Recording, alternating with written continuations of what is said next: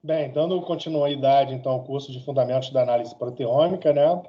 Meu nome é Magno Junqueira, sou professor do Instituto de Química, né? E da pós-graduação, sou vinculado à pós-graduação em Bioquímica, né? Aqui está meu e-mail, para quem quiser tirar alguma dúvida depois da aula, magnojunqueira@gmail ou magnojunqueira@iq.frj.br. Normalmente eu prefiro o Gmail, que o acesso é mais rápido para mim, tá?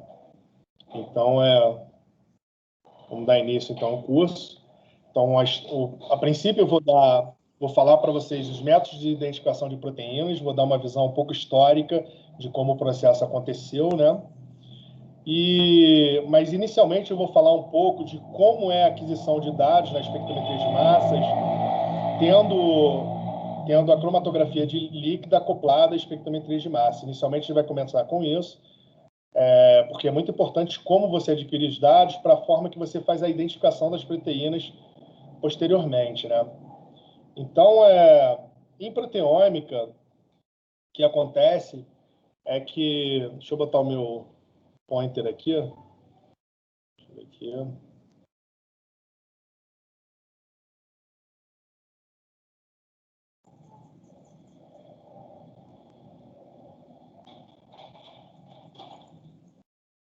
Vocês estão vendo aí? Sim, né? Espero que sim. Então, a gente vai falar um pouquinho sobre isso, do casamento quase perfeito entre cromatografia líquida e espectrometria de massas, nesse processo de aquisição. Então, a gente tem aqui a cromatografia líquida, não é isso? Aqui está o autosampler, onde você bota as suas várias amostras aqui. Isso aqui é um tipo de cromatografia que é da LC Packings e agora foi comprada pela Thermo, que é o Ultimate 3000, né?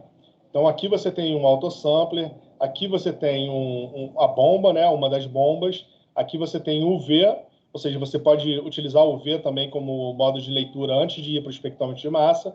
E aqui outra bomba, né? Aqui os solventes. Essa daqui é um pouquinho mais antiga. Antes, ela era um esquema que precisava de uma quantidade de solvente um pouco maior, porque ela fazia um split dos solventes para gerar o nanofluxo, né?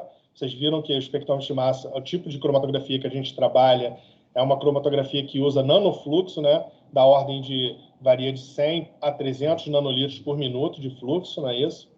Aqui a gente tem a fonte de ionização, é um equipamento um pouco diferente do que vocês estão acostumados a ver como fonte de ionização, é um pouco maior, porque na verdade é um robozinho que faz tanto a conexão entre a cromatografia líquida, fazendo eletrospray para os íons entrarem no espectrômetro de massa, como faz a injeção direta automatizada com uma placa de 96. Você bota uma placa aqui de 96, ele vai pegando amostra por amostra e fazendo a injeção direta, não é isso? E aqui o espectrômetro de massa, então aqui na verdade é um LTQ Orbitrap, a primeira geração Orbitrap. Esse equipamento foi comprado em 2006, quando eu estava na época do meu doutorado, né? Foi um dos primeiros equipamentos comerciais do tipo Orbitrap.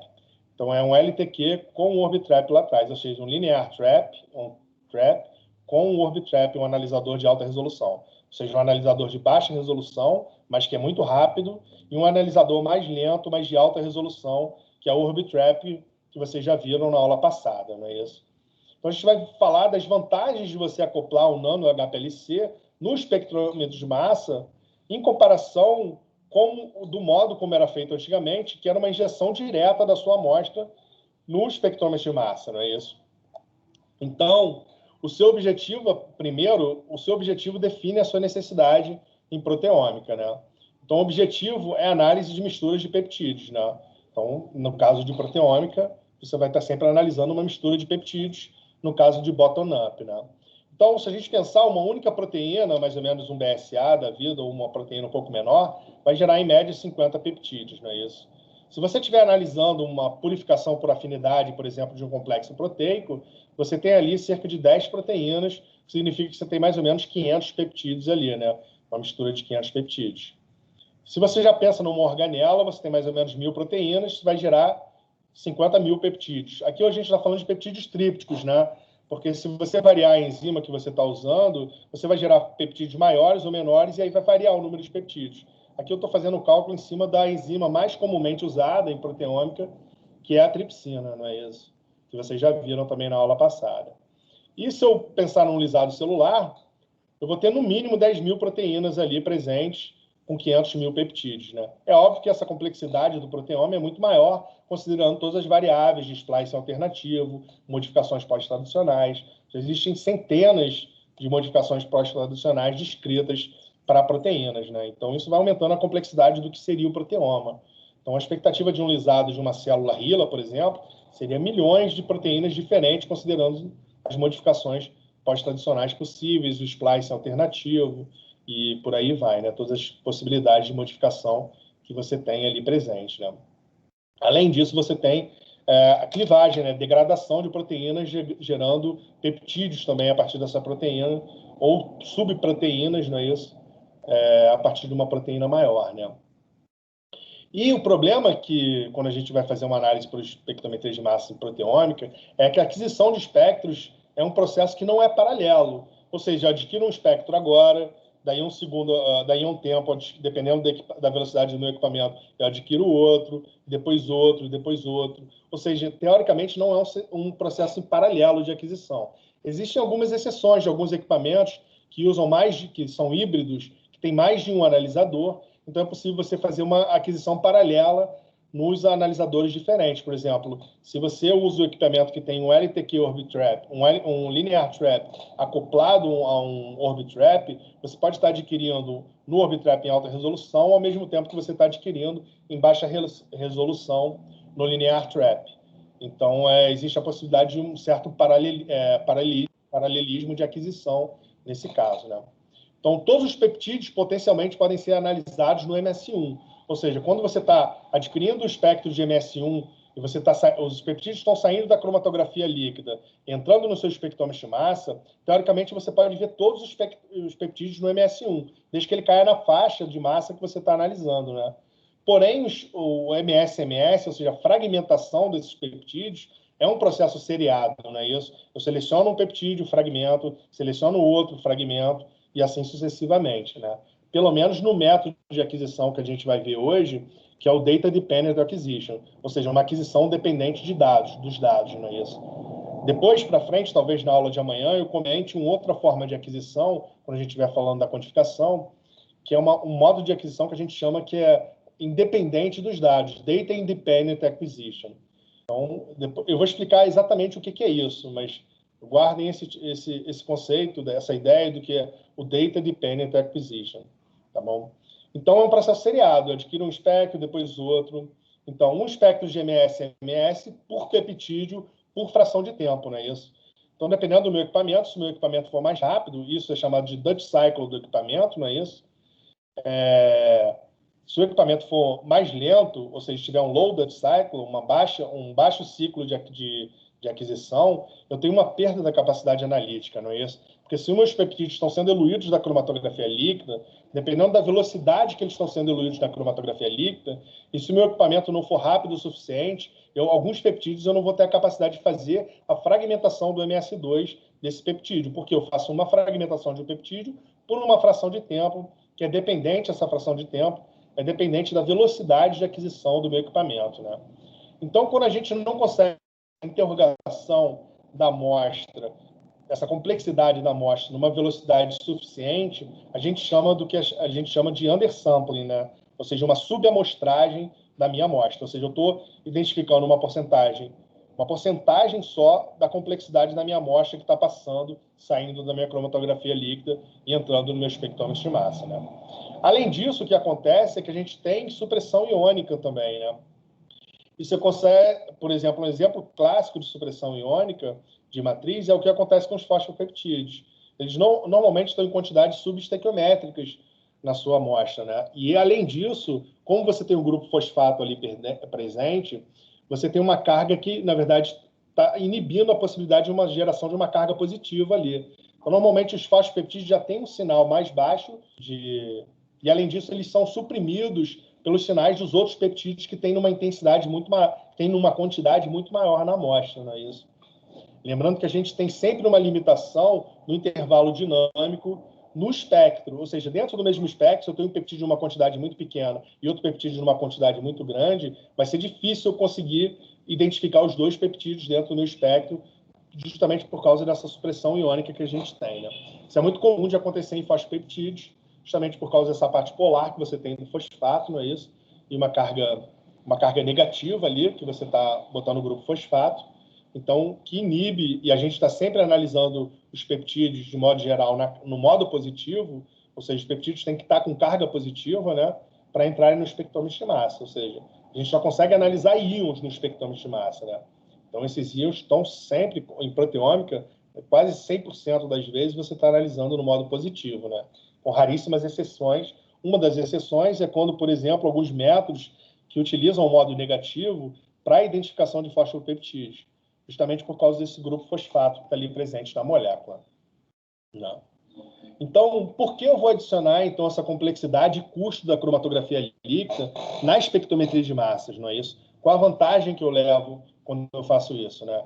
Então, o LC possibilita a ionização de peptídeos para o espectrômetro de massa com, primeiro, a separação, não é isso? Isso é importante. Então, quando eu separo os peptídeos, eu dou tempo para o equipamento para ele adquirir os espectros de MS-MS de cada um dos peptídeos que está saindo no meu espectrômetro de massa, né? Então, se eu faço um gradiente mais longo, eu dou mais tempo de aquisição para o meu equipamento, né? Já que a aquisição de dados de MS-MS, de fragmentação dos meus peptídeos, é seriado, não é isso? Então, se eu aumento o meu gradiente, eu tenho mais tempo de fazer MS-MS.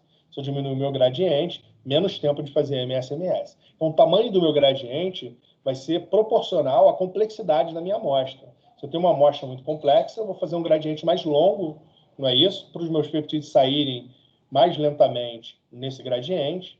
Se eu tenho uma amostra menos complexa, eu posso fazer um gradiente bem curtinho, não é isso?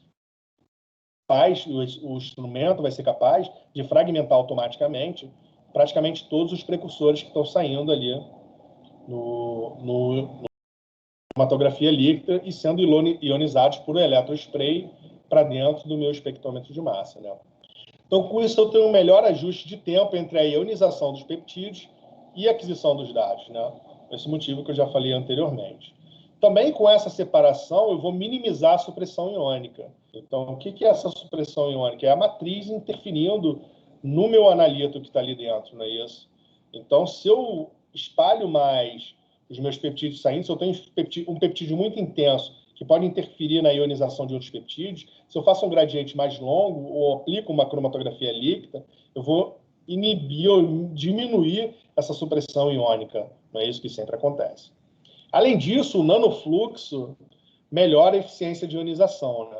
Então, isso já foi mostrado pelo Matthias Mann, em 1994, quando ele fez a proposta, acho que o Fábio chegou a comentar, do nanospray, não é isso?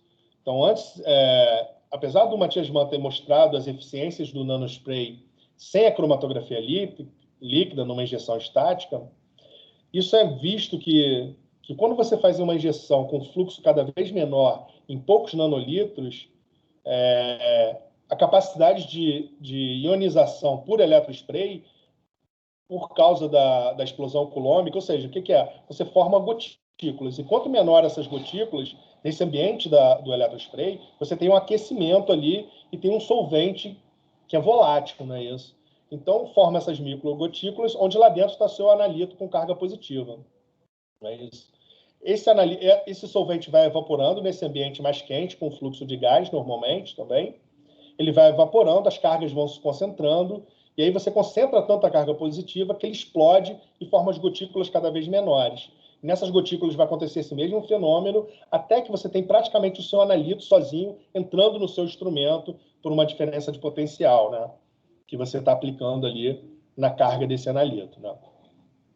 Então, você vai minimizar também a coeluição dos peptídeos. Então, minimizando a coeluição dos peptídeos, você dá tempo para o seu equipamento para fragmentar todos os peptídeos que estão saindo ao mesmo tempo. E o LC tem uma propriedade muito interessante, que ele entrega os peptídeos para o espectrômetro de massa em altíssimas concentrações, não é isso? Porque você concentra aquela quantidade de peptídeos num pico único cromatográfico que sai naqueles poucos segundos ali, né?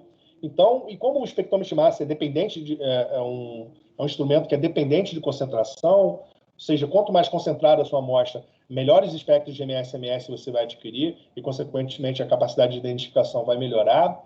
Quando você usa o LC, você concentra teu analito num pico único, saindo altamente concentrado no espectrômetro de massa, né? A gente vai ver depois como é que isso acontece variando o tamanho da coluna que você usa e o fluxo que você usa, né?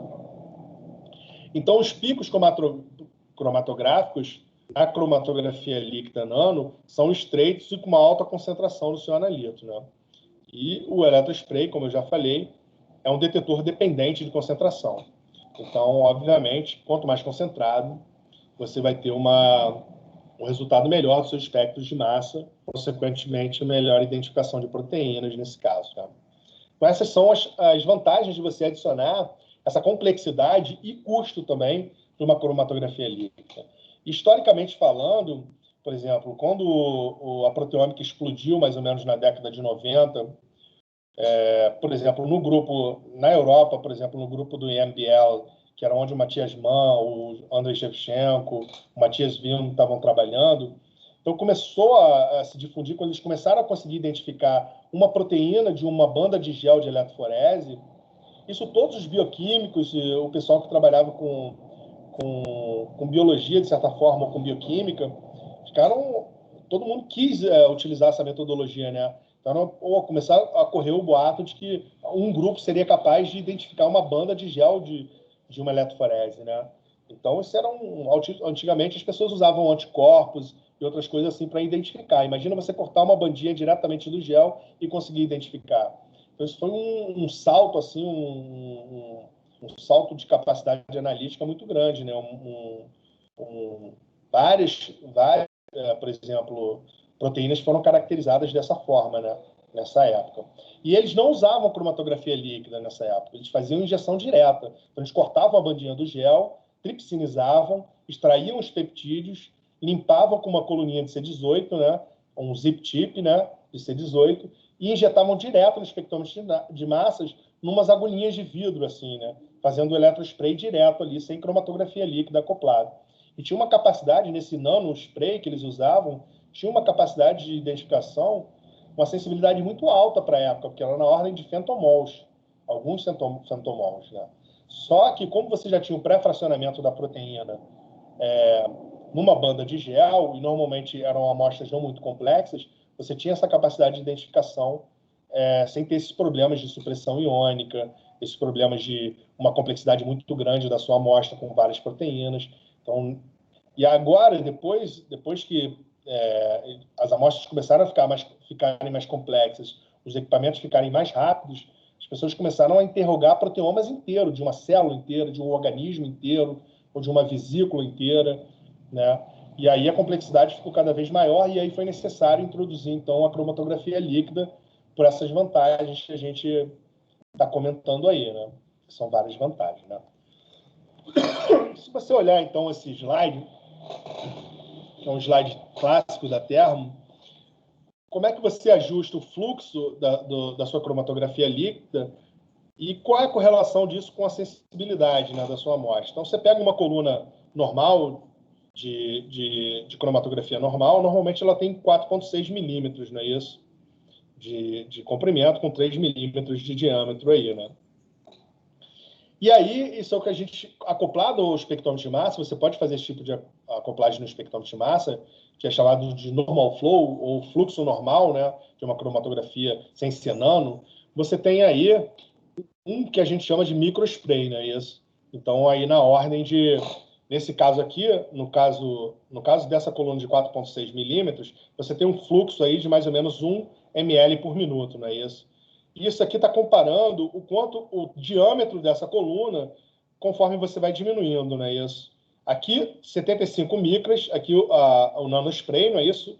Um tamanho de 75 micras, que é o que normalmente a gente usa no laboratório, comparado com uma 4,6 milímetros aqui, em termos de tamanho. Então, você está diminuindo o tamanho da sua coluna, e como isso afeta, não é isso? Então, aqui, um aumento teórico da sua concentração, aqui, se a gente considerar como uma concentração 1 do seu analito, como ele sai da coluna, se você diminui o fluxo e o tamanho da sua coluna para uma coluna de 75 micras, para um fluxo de 200 nanolitros por minuto, você tem um aumento teórico da concentração do seu analito de 3.765 vezes. Então, esse é o poder de você passar de uma cromatografia de fluxo normal para uma cromatografia de fluxo nano, não é isso? na capacidade. Por quê? Porque seu analito saía num volume muito maior, porque aqui o fluxo é de 1 ml por minuto, sua coluna é muito maior. Então, seu analito saía em ml ali, não é isso? Agora, seu analito sai num volume muito pequenininho, porque ele sai em, digamos, 10 segundos, 20 segundos, ou seja, 20 segundos, se a gente tem 200 nanolitros por minuto, a gente está falando ali de, sei lá, de 50 nanolitros ou até menos, uma quantidade, ou seja, o volume é muito pequenininho que o seu analito sai completo ali na sua quantidade de amostra. Então, você concentra muito mais quando você passa para o microspray, que é essa parte aqui do microspray, que é o fluxo que normalmente a gente usa para microspray, para um fluxo de nanospray, não é isso? Vocês estão vendo, a concentração do seu analito, quando eu comparo uma coluna 1, é o diâmetro interno ao quadrado da coluna 1 sobre o diâmetro interno ao quadrado da coluna 2. Isso é como a concentração aumenta. Ou seja, é diretamente proporcional ao quadrado, inversamente proporcional ao quadrado do diâmetro da sua coluna. Então, você diminui a coluna pela metade, você multiplica por 4 a concentração do teu analito. Agora, o problema é quando você diminui muito o fluxo da sua coluna, do fluxo da sua cromatografia, diminuindo muito o diâmetro da sua coluna, e com aquele material que está empacotado ali dentro, a sua pressão começa a aumentar. E a pressão também é quadrática, ou seja, conforme você aumenta... na verdade, se você diminuir o tamanho da partícula, você vai aumentando também a sua capacidade de resolução da sua cromatografia, mas também você aumenta a pressão do seu sistema, não é isso? Então, tem sempre um limite que você consegue trabalhar aí, porque você começa a trabalhar com colunas muito pequenininhas e muito grandes, para você ter uma capacidade de separação otimizada, mas aí você começa a precisar de equipamentos muito mais otimizados para trabalhar em altíssima pressão. Porque aí você trabalha em 10 mil PSIs, alguma coisa por aí, né? Ou seja, sei lá, 1000 bars. Então, por exemplo, o equipamento que a gente tem no laboratório de alta pressão, ele trabalha até 1000 bars de pressão, que é uma pressão altíssima, não é isso? Então, precisa de pistões específicos para trabalhar nessa cromatografia, ou seja, pistões para o cromatógrafo que são específicos para trabalhar em alta pressão. Então, tudo isso acontece, né? Então, para vocês terem ideia de quando você diminui o fluxo, diminui o tamanho, o diâmetro interno da sua coluna cromatográfica, o quanto você aumenta a sua concentração teórica do seu analito, não é isso? Então, essa é a grande vantagem de você, além disso, de você ter essa vantagem de você aumentar, teoricamente, a concentração do teu analito, você tem que lembrar que você aumenta a eficiência do eletrospray também quando você trabalha em nanospray. Então, são duas coisas somadas aí. A eficiência do eletrospray, em termos de ionização, aumenta absurdamente quando você está trabalhando em nanospray, e, além disso, a concentração do teu analito aumenta absurdamente. Então, por isso, a gente está migrando para quê? Para sistemas com fluxo cada vez menor, para aumentar a eficiência do eletrospray, concentrar o seu analito, e colunas cada vez maiores, colunas de 30 centímetros, 40, 50, 60 centímetros, com diâmetro interno bem pequenininho. Então, com isso, você gera uma pressão muito maior, que a gente chama de back pressure, a pressão que você exerce que o sistema de cromatógrafo tem que gerar para gerar um fluxo de velocidade contínua de solvente dentro da sua coluna, não é isso? Para que seja reprodutível a separação dos seus analitos na cromatografia líquida, né? Algumas considerações que eu vou falar da cromatografia líquida, não é isso? Algumas vantagens, como eu já comentei, tem um aumento significativo nos limites de detecção do eletrospray e acoplado à espectrometria de massas, não é isso? Pelos motivos que eu já comentei.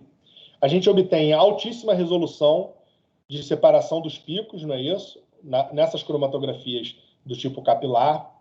Eu gasto muito pouco solvente, praticamente, eu tenho um fluxo de 200 nanolitros por minuto normalmente, né? Então, a quantidade de solvente que eu gasto é muito pequena. E eu posso fazer uma interface da minha cromatografia capilar, tanto com eletrospray, tanto com molde. O eletrospray é mais direto, não é isso? Eu faço uma agulhinha no final da minha cromatografia, gero um spray e já vou gerar o fenômeno de eletrospray ali no final, não é isso? Fazendo uma diferença de potencial, aquecendo um pouco a minha fonte, para que o meu solvente volátil evapore, não é isso?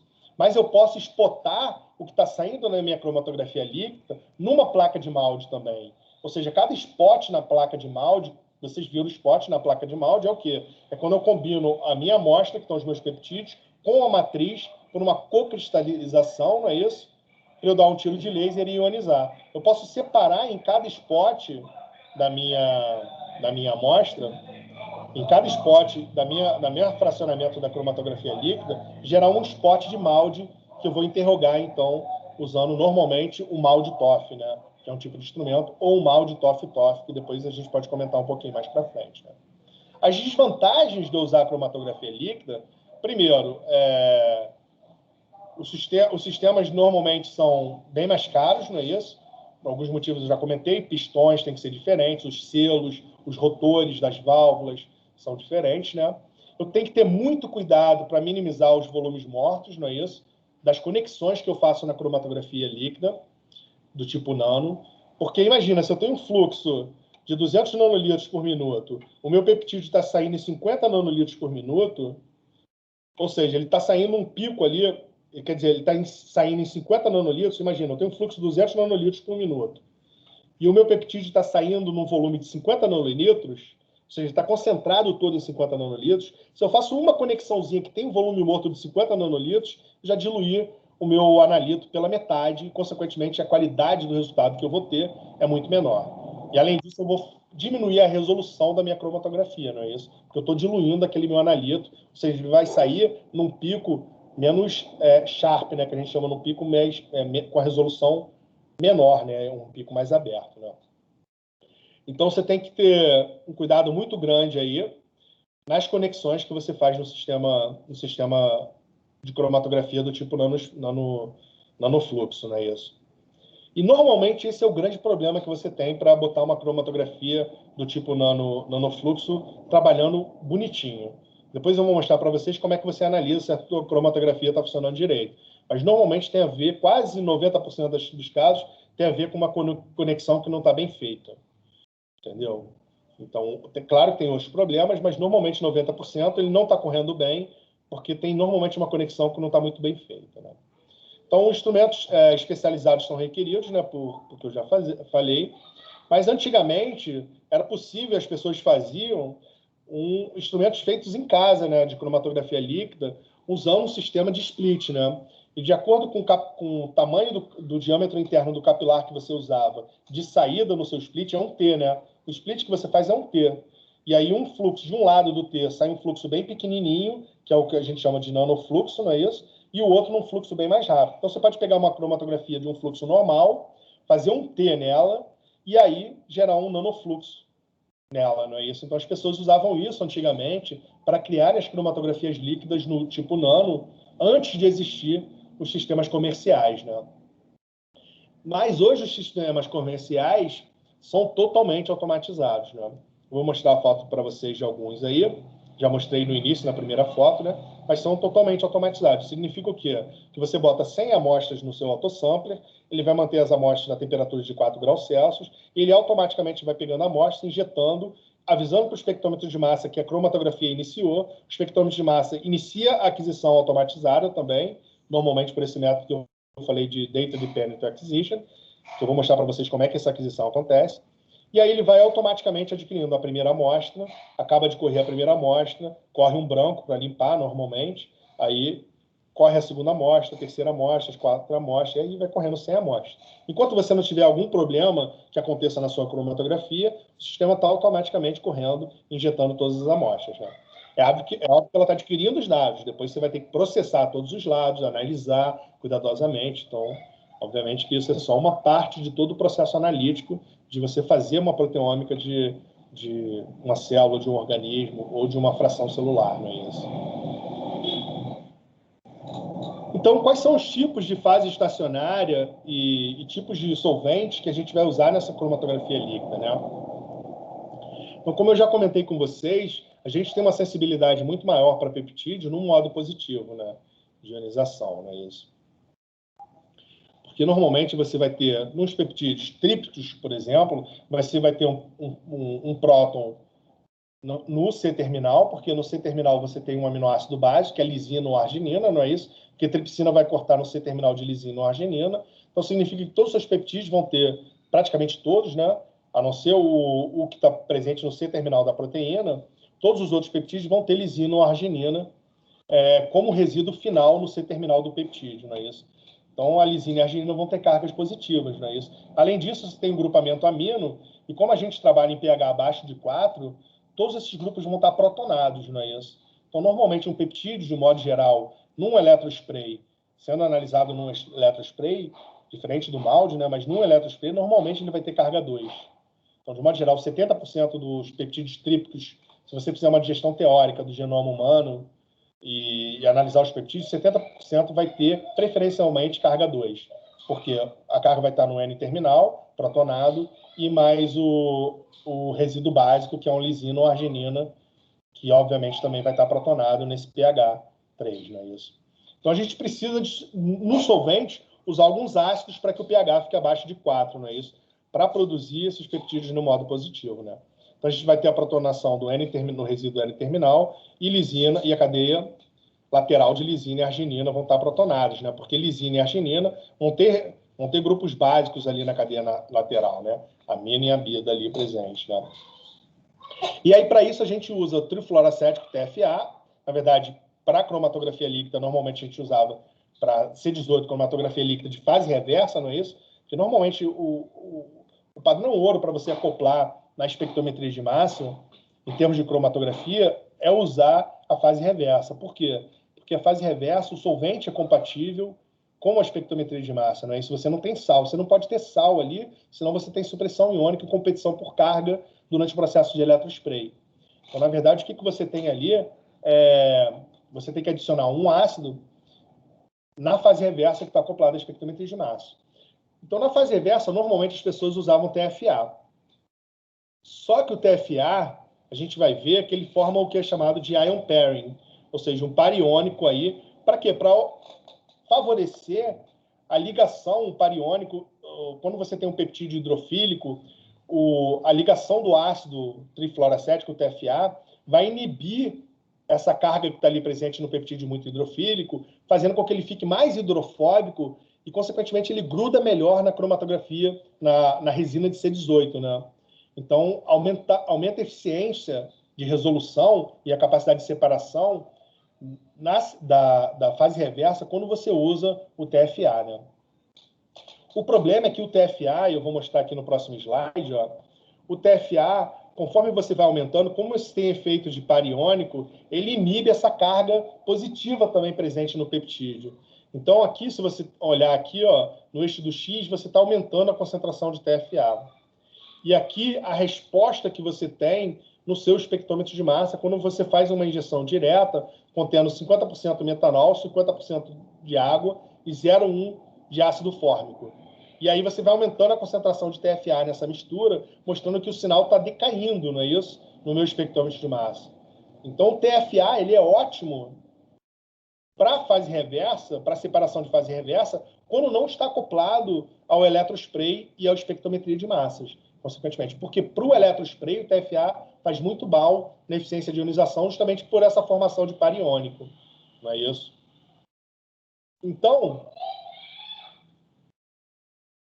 os sistemas clássicos usam esses tampões, o HFBA e o TFA, normalmente o TFA.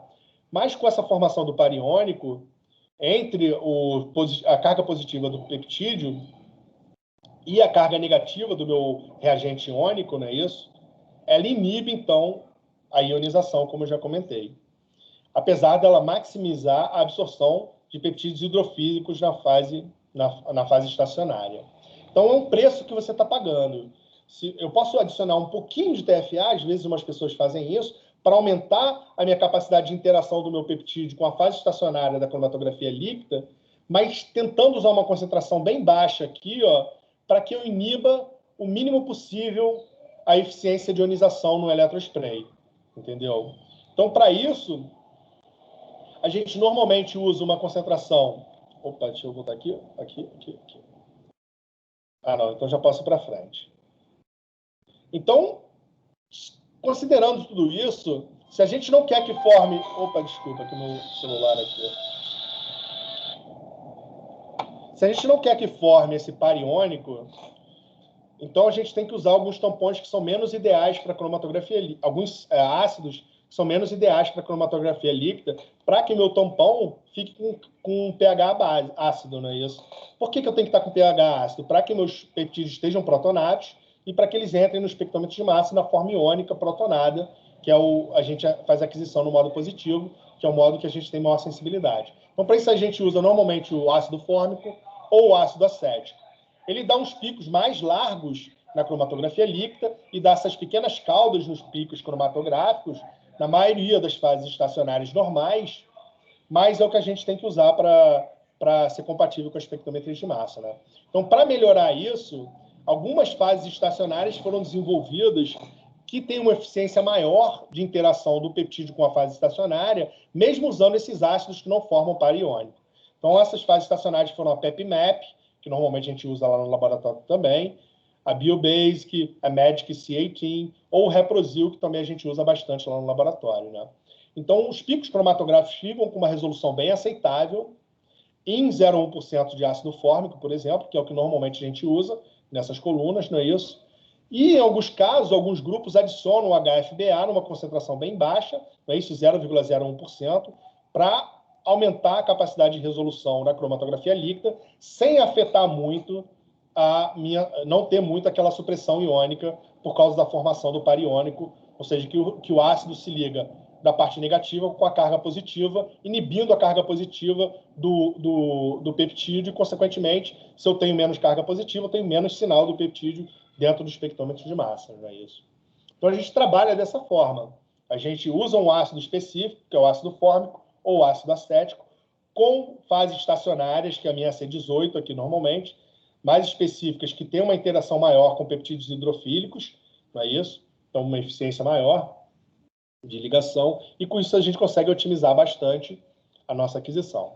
Então, basicamente, é esse setup que a gente tem lá no laboratório, né? Isso aqui mostrando o equipamento mais antigo, que é o LTQ Orbitrap XL, que tem um ETD, que depois eu vou comentar um pouco para frente, mas aqui eu tenho o meu autosampler também, e as minhas bombas aqui, e a minha fonte de ionização aqui, não é isso? Então, se eu dou um zoom aqui, e eu abro essa caixinha aqui, o que eu vou ver são essas válvulas, não é isso? Para mudar a posição das válvulas e, consequentemente, mudar o fluxo dos meus líquidos. E aqui, ó, nessa ligação entre esses dois pontinhos pretos aqui, eu tenho o que a gente chama de uma coluna trap, ou seja, uma coluna que é uma coluna inicial para concentrar a minha amostra, ou seja, o peptídeo sai do autosampler inicialmente, ele gruda num fluxo em baixo solvente orgânico, ou seja, uma alta concentração aquosa. Na C18 aqui, ele gruda na resina que está dentro desse capilar aqui dentro. Esse capilar, então, tem 2 milímetros de tamanho, ou seja, na verdade, não é 2 milímetros, não, é 2 centímetros, tá? Por um diâmetro interno de 100 a 150 micra. E eu passo um fluxo de 5 microlitros por minuto para grudar os meus peptídeos todos ali dentro. E aí, o que acontece? Acontece uma concentração da minha amostra nessa coluninha, que é chamada de coluninha trap, e eu consigo lavar também o pouco de sal que vem na minha amostra ali. Porque normalmente esses peptídeos vêm um pouco de bicarbonato de amônio ali, né? Então, eu tiro um pouco de sal ali, lavando isso. Aí eu mudo a posição da minha válvula e eu ligo essa coluna que é analítica passando. Então, o fluxo passa pela coluna, a coluna trap, vai para a coluna analítica e vai para o espectrômetro de massa. E aí eu começo a passar o gradiente de concentração, aumenta a concentração de solvente orgânico, que normalmente a gente usa acetonitrila. Então, a acetonitrila começa os peptídeos desgrudarem da minha coluna trap e começam a serem focalizados na minha coluna analítica, que normalmente tem uns 15 a 20 centímetros aqui de comprimento, dentro de um capilar também. E aí os peptídeos vão sendo separados ao longo do tempo. Então, essa coluna analítica nano tem de 45 centímetros, ou 15 ou 20 centímetros, dependendo de como você empacota, de 50 a 75 micras de diâmetro interno, num fluxo de 200 nanolitros por minuto, né? E aí eu tenho a separação dos meus peptídeos. Então, no meu espectrômetro de massa, o que eu vou ver é a intensidade dos meus íons e o tempo de retenção que os meus íons estão saindo, não é isso? Então, isso a gente chama de cromatograma de íons. Ou seja, o meu espectrômetro de massa está detectando tudo que está saindo ali, todos os peptídeos que estão saindo, ao longo do tempo que eu faço o meu gradiente de solvente orgânico, que passa pela coluna trap e pela coluna analítica. Não é isso? Tem alguns setups que não usam a coluna trap, injetam direto do autosampler na coluna analítica e passam um gradiente direto na coluna analítica fazendo isso. A desvantagem é que você requer mais tempo para fazer o load de toda a sua amostra, lembrando que a gente tem um fluxo de 200 nanolitros por minuto ou um pouquinho mais. Se eu tiver uma amostra em 4 microlitros ou 2 microlitros, eu vou demorar um tempão para fazer esse loading da minha amostra, da minha coluna, para depois eu separar os meus peptídeos. Então, essa é a vantagem de você fazer a trap. Você faz o load muito rápido, num fluxo rápido, 5 microlitros por minuto, ou seja, em 1 microlitro você já fez o load da sua amostra na trap, eu concentro, faço a retirada do sal e aí já passo para a coluna analítica os meus peptídeos, onde eles vão ser realmente separados, não é isso? E aí, a minha coluna analítica está ligada ao meu espectrômetro de massa por essa fonte de nanospray, não é isso? Então, você tem um needle aqui, uma agulhazinha saindo, que vai gerar esse spray e a explosão coulombica, não é isso? Essas gotículas vão diminuindo, sofrendo explosões coulômbicas, até o seu analito estar separado, exclusivamente entrando dentro do seu espectrômetro de massa. E aí, dentro do espectrômetro de massa, vocês já viram isso aqui com o Fábio, não é isso? Aqui é o esquema do LTQ Orbitrap, ou seja, aqui é a parte do LTQ, um dual trap, aqui a parte do Orbitrap, o C-trap e o analisador do tipo Orbitrap de alta resolução. Né? Além disso, eu tenho uma célula HCD de fragmentação. Ou seja, eu posso analisar o meu peptídeo rápido, mas em baixa resolução no linear trap, ou analisar com uma velocidade mais lenta em alta resolução no meu Orbitrap. Né? E posso fragmentar os meus peptídeos tanto no HCD ou posso fragmentar no meu linear trap. Eu decido onde eu vou fragmentar esse meu peptídeo também. E como é que é o ciclo de aquisição, não é isso? Quando meus peptídeos estão saindo da cromatografia líquida e entrando no meu espectrômetro de massa, como é que o meu espectrômetro de massa adquire esses dados, não é isso? Então, inicialmente, o espectrômetro de massa começa com o que a gente chama de survey scan, ou seja, o MS1, onde ele vai fazer uma varredura para peptídeo, normalmente de 350 a 1500 Daltons de M/Z, né, de massa sobre carga. Ou seja, nessa faixa, praticamente todos os peptídeos trípticos vão sair nessa faixa de 350 a 1500, não é isso? E aí, depois que eu olho os peptídeos que estão saindo naquele momento da cromatografia líquida, eu seleciono o peptídeo mais intenso para fazer o MS1, depois o segundo peptídeo mais intenso para fazer o MS2, o terceiro peptídeo mais intenso para fazer o MS3, e o quarto peptídeo mais intenso, assim sucessivamente. Eu posso fazer até 10 vezes ou até os 20 mais intensos. E depois eu volto e faço um MS1 de novo, para ver os novos peptídeos que estão saindo naquele tempo 2 ali. Não é isso? E aí seleciono os mais intensos de novo. Então aqui, ó, eu seleciono o primeiro, fragmento ele, o mais intenso. Isso aqui é um espectro de MS1. Eu estou vendo os peptídeos intactos saindo da minha cromatografia. Selecionei o peptídeo mais intenso, fragmentei e obtive o espectro de MS2 dele. Seleciono o segundo mais intenso, obtenho o espectro de MS2. O terceiro, o quarto, e assim sucessivamente. E aí, todos esses peptídeos que eu selecionei para fragmentação, eu incluo eles numa lista de exclusão. Ou seja, eu não vou fragmentar eles de novo durante um tempo que eu determino, normalmente de 60 a 90 segundos. Eu não vou selecionar aqueles mesmos precursores que eu já selecionei para fragmentação, porque senão, se eu não tivesse essa lista de exclusão, eu estaria sempre fragmentando os mesmos peptídeos, porque sempre eles demoram para eluir completamente na cromatografia líquida. Então, eu vou estar sempre selecionando os mais intensos, sempre os mesmos. Então, eu faço uma lista de exclusão. E aí, quando eu volto para o survey scan de novo, o MS1 de novo, do novo ciclo, eu não vou selecionar aqueles mesmos peptídeos que eu já selecionei. Vou selecionar os outros peptídeos mais intensos que estão naqueles espectros ali presentes.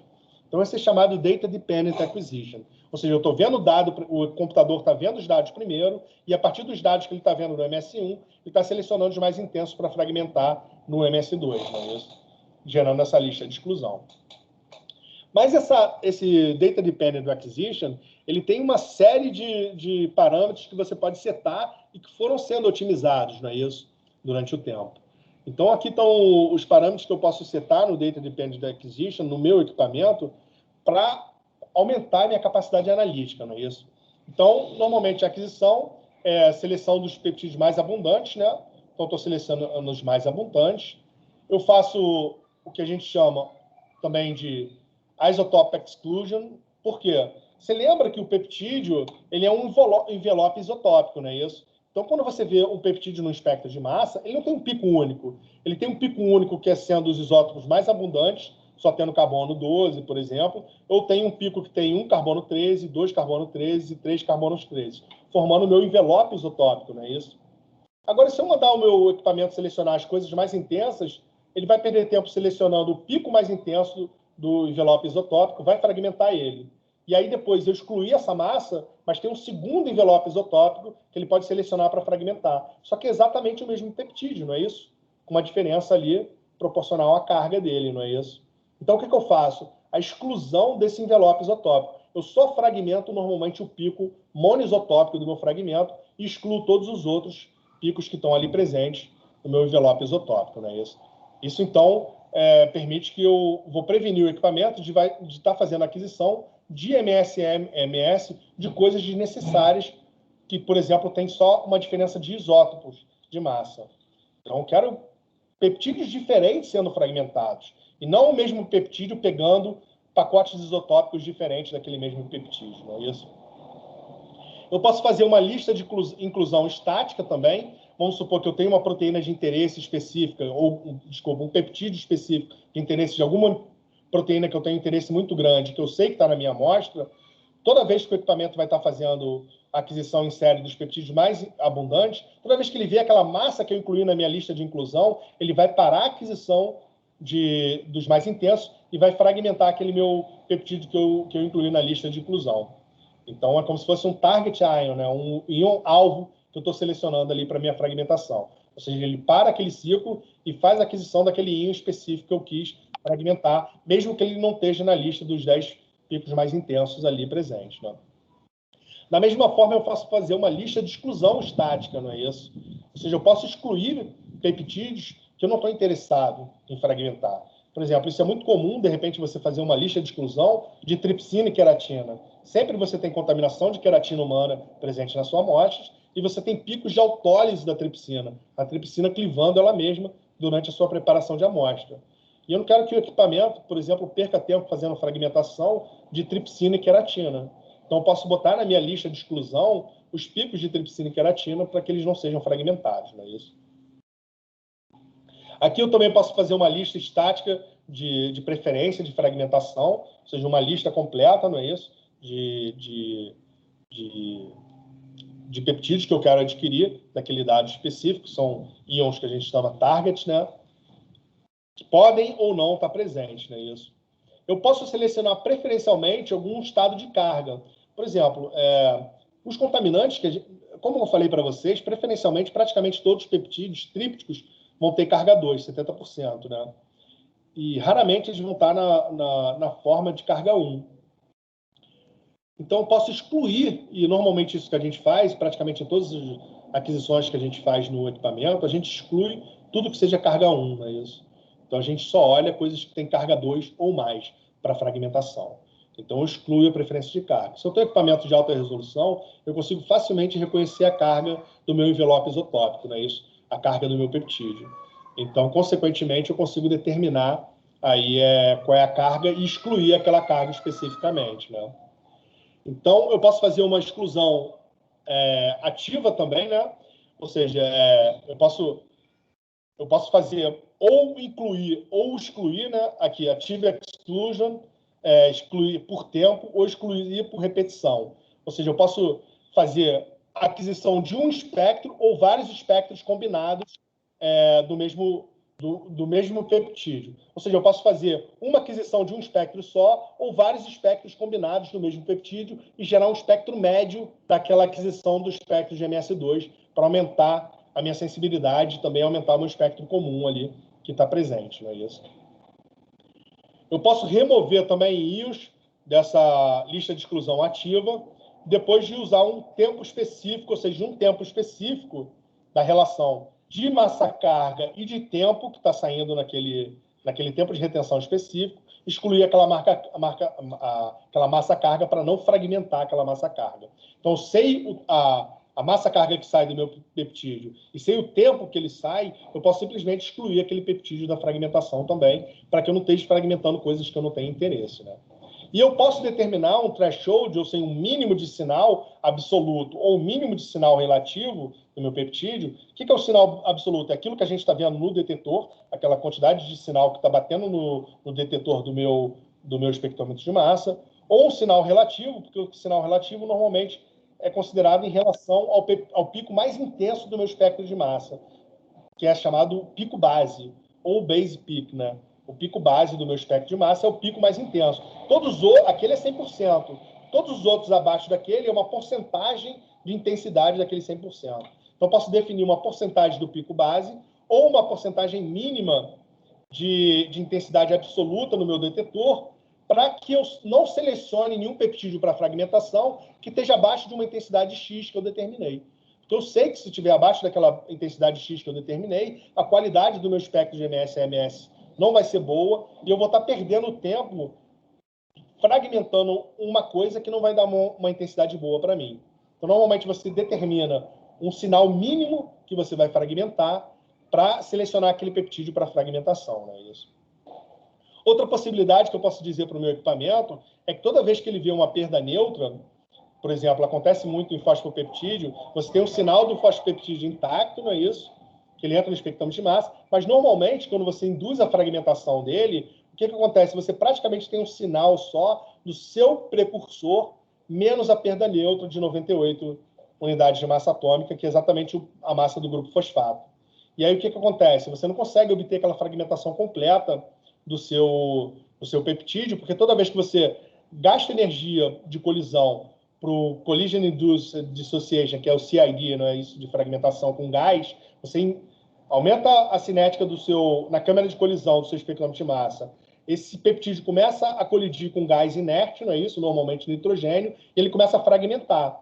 E aí, a partir desses fragmentos detectados, que você vai obter o espectro de MS2, não é isso? Só que quando você pega um fosfopeptídeo, por exemplo, você aumenta a energia dele para ele começar a fragmentar, ele gasta toda a energia fragmentando ele na perda neutra só, perdendo só o grupo fosfato, e você não obtém informações da fragmentação do esqueleto peptídico, ou seja, da informação dos resíduos de aminoácidos que estão dentro daquele peptídeo, que são necessários para a identificação daquele peptídeo contra o banco de dados.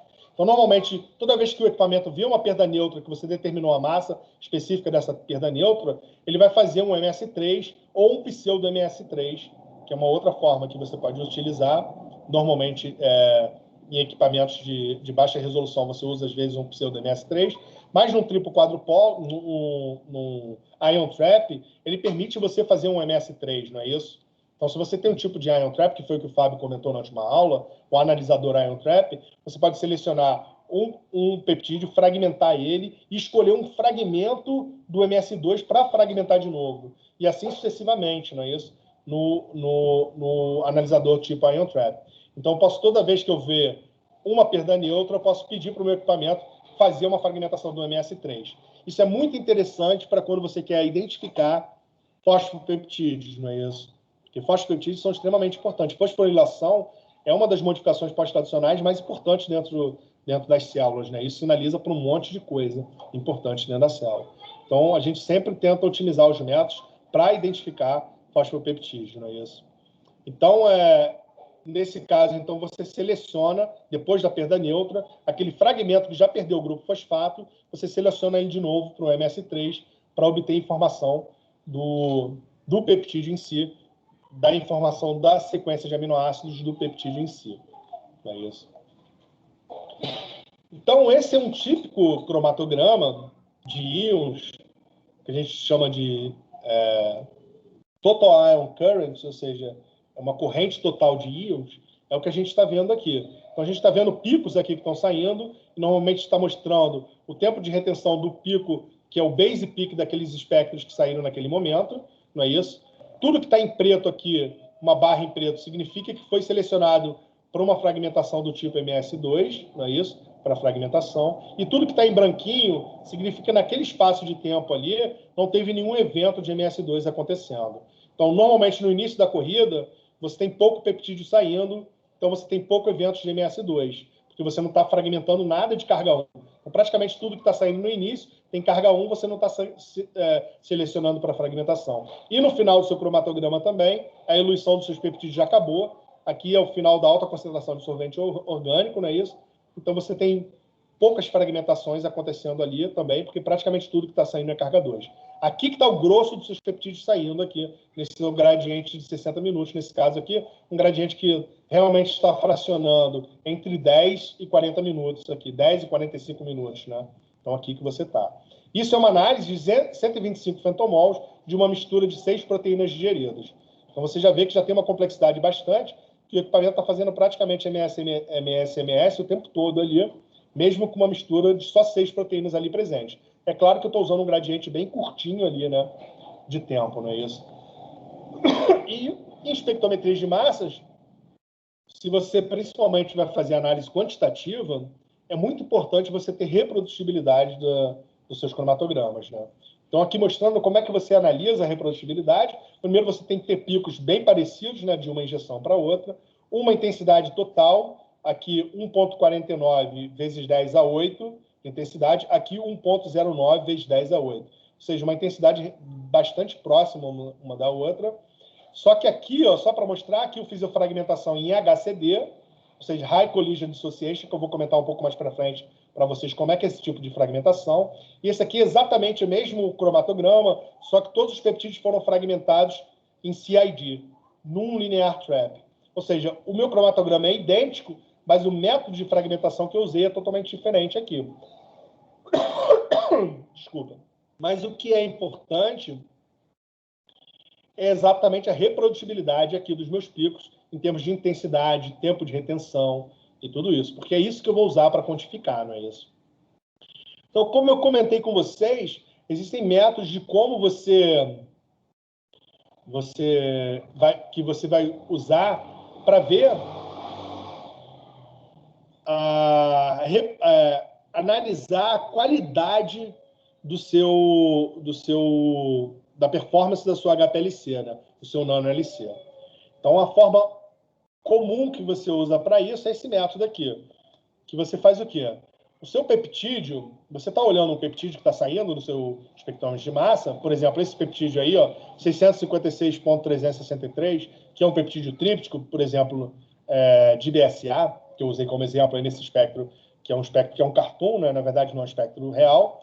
Eu tenho, lembra no meu método de aquisição, eu tenho um survey scan a mais ou menos 1 segundo, a cada 1 segundo eu tenho um MS1. Ou seja, a cada 1 segundo eu estou vendo os peptídeos que estão saindo no meu cromatograma, não é isso? Considerando o Dutch cycle do meu equipamento, ou seja, o tempo de aquisição do meu equipamento. E aí o meu peptídeo começa a sair na minha cromatografia líquida, a intensidade dele vai aumentando, aumentando, até que ele começa a parar de eluir, diminuir a concentração e até sair completamente da minha cromatografia líquida. Ou seja, eu tenho duas informações aqui. Eu tenho a intensidade ao longo do tempo, não é isso? Do meu íon que está saindo na minha cromatografia líquida, que eu estou coletando essa informação. E eu posso usar isso, então, para reconstruir o que a gente chama de extracted ion cromatograma, ou cromatograma do íon extraído, não é isso? Então, desse íon especificamente, eu posso reconstruir o que a gente chama de pico cromatográfico, ou cromatograma de íons desse pico aí, ou a gente chama de XIC, que é o nome comum que a gente usa, para um pico específico, não é isso? E aí eu tenho a informação da intensidade desse pico ao longo do tempo, não é isso? E essa informação, então, quanto mais rápido sai o meu pico no intervalo de tempo, mais fino vai ser o meu pico e mais concentrada vai sair a minha amostra. Então, eu posso analisar a qualidade da performance da minha HPLC olhando a largura do meu pico cromatográfico. Normalmente, a gente faz isso em 50% na meia altura, 50% do pico, e mede, e isso tem que demorar menos de 10 segundos para sair na cromatografia nano, para você ter uma cromatografia setada, com conexões muito bem feitas, e uma qualidade boa de separação dos seus peptídeos, não é isso? E é exatamente essa área desse pico aqui, ó, que a gente calcula essa área desse pico, se a gente estiver olhando exatamente o mesmo pico e o mesmo peptídeo em diferentes amostras, a gente pode usar isso para quantificação.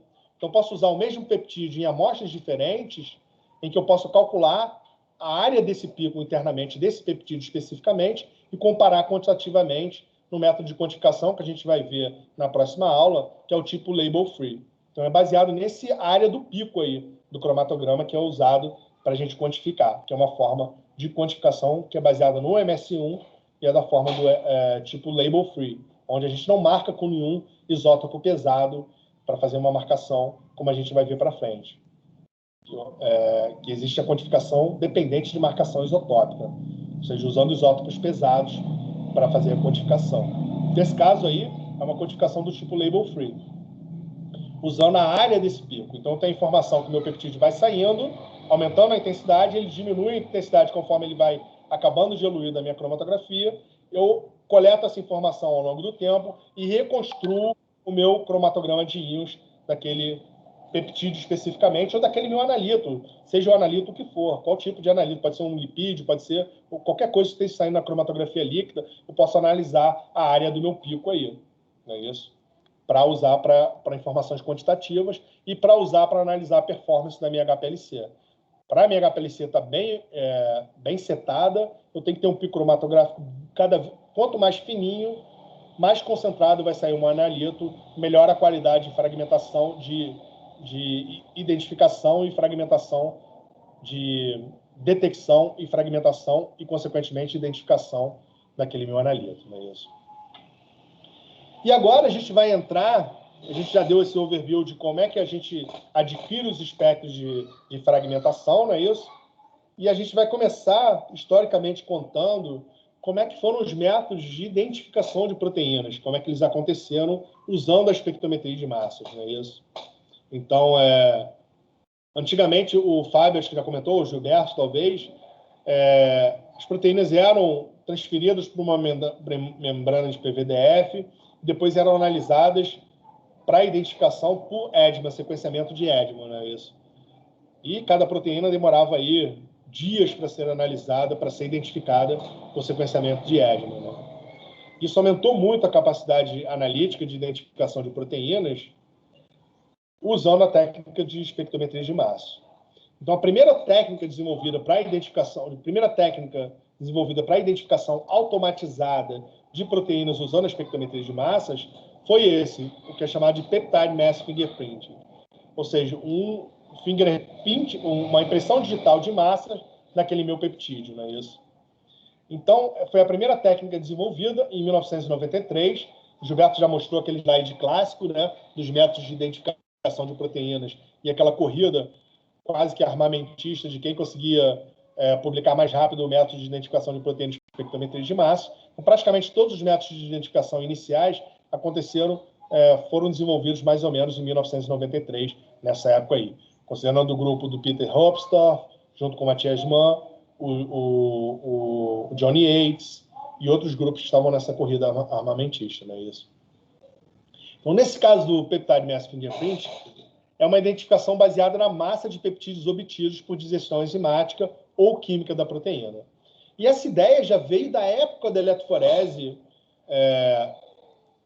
da época que você só tinha eletroforese como uma forma de você medir a massa molecular de peptídeos, não é isso? Então, se eu pegasse uma proteína A e digerisse com tripsina e corresse um gel de tricina, que é um gel otimizado para peptídeos, eu conseguia ver a massa molecular dos diferentes peptídeos obtidos a partir daquela proteína pelo perfil dos peptídeos gerados. Se eu pegasse uma outra proteína que tivesse exatamente a mesma massa molecular no gel de eletroforese, mas tratasse com tripsina e corresse um gel de tricina dos peptídeos obtidos a partir dela, eu tinha um perfil totalmente diferente daqueles peptídeos obtidos, não é isso? Pela massa molecular daqueles peptídeos diferentes quando eu digiro com tripsina.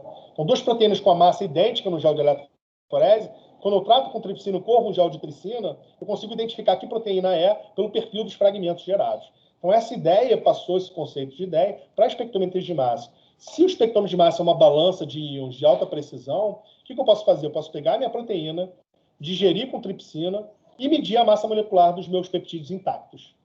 Sem fragmentação aí, nesse caso. Só a impressão digital dos meus peptídeos gerados a partir da fragmentação daquela proteína, não é isso?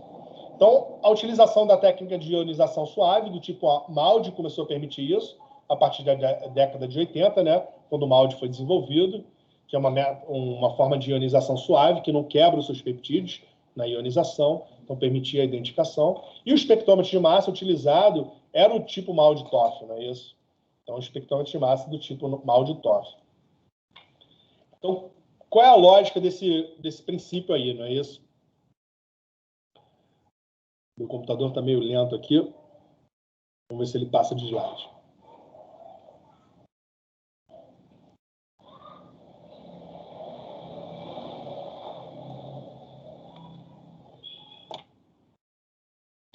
Então, o Peptide Mass Fingerprint, quando ele foi criado, ele foi normalmente acoplado à eletroforese bidimensional, não é isso? O Gilberto comentou da eletroforese bidimensional, que foi a primeira técnica que permitiu uma análise do proteoma completo, não é isso? Então, você separa as proteínas por volume molecular e por pontos elétricos, não é isso? Você tem um gradiente de pH imobilizado, você separa na primeira dimensão as proteínas pelos diferentes pontos elétricos dessa proteína, e depois corre uma segunda dimensão que separa essas proteínas por volume molecular, não é isso? E aí, praticamente, é claro que cada banda dessa não é uma proteína única, mas vai ter uma proteína majoritária. E quando eu cortar essa proteína, fizer uma redução, uma alquilação e uma digestão, e levar para o meu espectrômetro de massa, o que eu vou gerar a partir daquela proteína são peptídeos, não é isso? E esses peptídeos, quando analisados no espectrômetro de massa, vai gerar o que a gente chama de impressão digital daquela proteína, que eu vou poder fazer uma busca automatizada no banco de dados. Então, essa foi a primeira forma automatizada de identificação de proteínas. É óbvio que já existia o sequenciamento de novo, que era o sequenciamento de novo feito à mão. A pessoa selecionava o peptídeo, fragmentava aquele peptídeo, interpretava o espectro de MS2 na mão, e aí fazia um blast, e aí identificava aquela proteína. Mas essa foi a forma que acelerou muito a identificação, a possibilidade de identificação, pela possibilidade de acoplar o MALDI-TOF, não é isso, com a eletroforese bidimensional. Então, no Peptide Mass Fingerprint, o que acontece? Você obtém lá a sua amostra aqui, não é isso? A sua amostra e os seus peptídeos obtidos a partir da digestão. Isso está em solução, não é isso? Porque você já tirou os seus peptídeos do spot, da matriz do gel, eles já foram eluídos da matriz do gel, já digeridos normalmente com tripsina. E aí você espota isso numa placa de molde. Está vendo aqui uma P10 aqui, ó, onde você está misturando o seu peptídeo com a matriz. E aí você, cada spotzinho desse que você está vendo aqui, que é pequenininho, se você ampliar e olhar no microscópio, você tem a cocristalização ali dos seus peptídeos com essa matriz orgânica aí. E aí você dá um tiro de laser nessa matriz orgânica. Dentro desse espectrômetro de massa aqui, um dos primeiros desenvolvidos foi o MALDI-DE Pro, MALDI-TOF, que foi o primeiro espectrômetro de MALDI-TOF adquirido pela Rede Proteômica do Rio de Janeiro em 2002. Então, esse foi o primeiro brinquedinho que a Rede Proteômica teve para começar a fazer identificação de proteínas por espectrometria de massas, não é isso, aqui no Brasil. Foi um dos primeiros no Brasil, não sei se foi o primeiro exatamente, mas se não foi o primeiro, foi um dos primeiros. E aí você botava essa placa de molde aqui dentro, e aí, como o Fábio já mostrou, você dava um tiro de laser, ionizava no tubo de ionização, no modo reflecton, e aí identificava a relação massa-carga de cada um desses peptídeos, não é isso? Então, esse Peptide Mass Fingerprint, quando eu olhava um espectro de massa, cada massa referente que eu via lá no espectro de massa era referente a um dos peptídeos que eu obtive da digestão tríptica, não é isso? Então, eu olhava esses peptídeos. E aí, a partir desses peptídeos obtidos no espectro de massa, eu comparava com a digestão teórica da proteína. Então, aqui está a minha mistura dos meus peptídeos, uma separação de gel, a proteína purificada, a proteólise com tripsina, não é isso? Os peptídeos que eu gerei, o tiro de mouse, de laser no meu molde, e aí o voo e a aquisição do meu espectro. Meu espectro são os peptídeos. Pelo outro lado, eu tenho o banco de dados das minhas proteínas. Eu faço a digestão teórica das minhas proteínas com tripsina, então obtenho os peptídeos teóricos dessas proteínas, e aí faço um espectro de MS teórico e comparo com o meu espectro experimental. Então, esse é o Peptide Mass Fingerprint, não é isso? Quando eu comparo, eu dou um valor estatístico a isso, não é isso? A robustez da minha identificação, esse valor estatístico, a partir da comparação desses espectros teórico experimental. Só que antes de eu comparar esse espectro teórico com o experimental, eu tinha que fazer o processamento dos meus espectros, não é isso? Isso era feito de forma bem manual, assim. Então, eu primeiro fazia naquela época era bem manual, né? Hoje em dia já é automatizado, mesmo nos equipamentos MALDI-TOF, né? Eu tinha o processo de extração do pico, onde eu fazia uma correção de base, não é isso? Porque normalmente no espectro de MALDI você tem a interferência da matriz e o espectro não fica com uma correção de base ideal, porque ele fica distorcido na base por causa da interferência de matriz.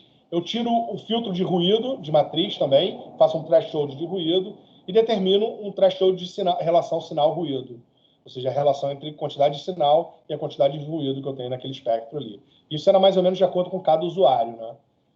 E aí eu defini ali o envelope isotópico do meu peptídeo, está aqui, não é isso? Olha só, o envelope isotópico, quando eu olhava no espectro de Maldi, eu tinha mais ou menos esse nível de resolução que está aqui.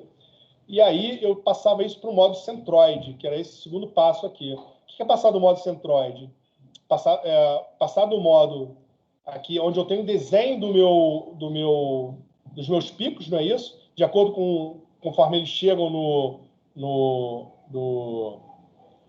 meu espectrômetro de massa, não é isso? E aí eu passo, o que é passar para o modo centroide? É criar uma linha só, um pico único daquele modo ali, que vai representar aquele perfil ali que eu adquiri do meu cromatograma. E aí eu fazia a limpeza desse meu espectro, não é isso? Fazia o de-isotoping. O que é o de-isotoping? É tirar, eu só quero olhar a minha massa monoisotópica, não é isso? Eu não quero submeter à busca no meu banco de dados os outros envelopes, os outros íons que fazem parte do envelope isotópico. Eu quero a massa monoisotópica, só considerando os isótopos mais abundantes, porque é assim que a busca é feita no banco de dados, não é isso? Fazer o decharging, ou seja, em espectrometrias de massa do tipo Maldi-TOF, a gente só usa carga 1, só coisas de carga 1. E os carga 1 são os mais abundantes que você encontra no espectrometrias de massa do tipo Maldi-TOF. Mas, às vezes, em alguns casos raros, você tem um carga 2 ali presente. E aí você exclui esses carga 2, porque você não quer usar esses carga 2 na sua busca contra o banco de dados. E faz uma calibração. E a calibração era interessante. Você pode fazer uma calibração externa no equipamento. Então, naquela placa de Maldi ali, ó, nessa placa de Maldi que a gente tinha aqui, alguns spots a gente botava com uma mistura de calibrante para calibrar ao longo da placa as diferenças na superfície da placa que poderiam influenciar no tempo de voo do peptídeo. Então, tinha que ter, ao longo da placa, os calibrantes que eu adicionava, que era uma calibração externa, alguns spots externos, não é isso? E aí eu tinha também a possibilidade da calibração interna. Eu podia botar um pouquinho do calibrante dentro da minha mistura de peptídeos, mas isso normalmente poderia ter um efeito de supressão iônica, então era um pouco pior, a gente raramente fazia isso. Mas a gente fazia também a calibração interna usando os picos conhecidos de contaminantes, ou seja, picos de queratina, picos de autólise de tripsina. Então, a gente já sabia que aqueles picos sempre apareciam, que eram os picos de autólise de tripsina que normalmente a gente usava e 100% das vezes praticamente estava presente. A gente usava aqueles picos para recalibrar o espectro, para recalibrar o tempo de voo dos peptídeos de acordo com a massa precisa que a gente sabia daqueles calibrantes que eram contaminantes conhecidos ali dentro da amostra. Então, a gente fazia essa calibração de novo e depois submetia para o banco de dados, não é isso? Então, a gente tem aqui as massas experimentais, não é isso? Que eu encontrava, nem sempre a gente consegue detectar todas as massas experimentais, e aí eu comparo com as minhas massas teóricas que eu fiz a fragmentação no banco de dados, não é isso? E aí eu gero um score das possíveis proteínas presentes prováveis que estavam ali naquele meu spot, não é isso? Normalmente identificava uma proteína única, pessoal. Tinha uma limitação muito grande de você conseguir identificar mais de uma proteína. Raramente você conseguia identificar duas proteínas, mas normalmente era uma proteína majoritária do spot. Apesar que hoje a gente sabe, se a gente pegar aquele mesmo spot e injetar numa cromatografia nano, acoplado num eletrospray no equipamento de hoje, de alta sensibilidade, você identifica no mínimo ali 5, 6 proteínas dentro do mesmo spot único, porque a sensibilidade é muito maior. Naquela época a sensibilidade é menor, então normalmente a gente identificava a proteína majoritária que estava presente naquele spot ali.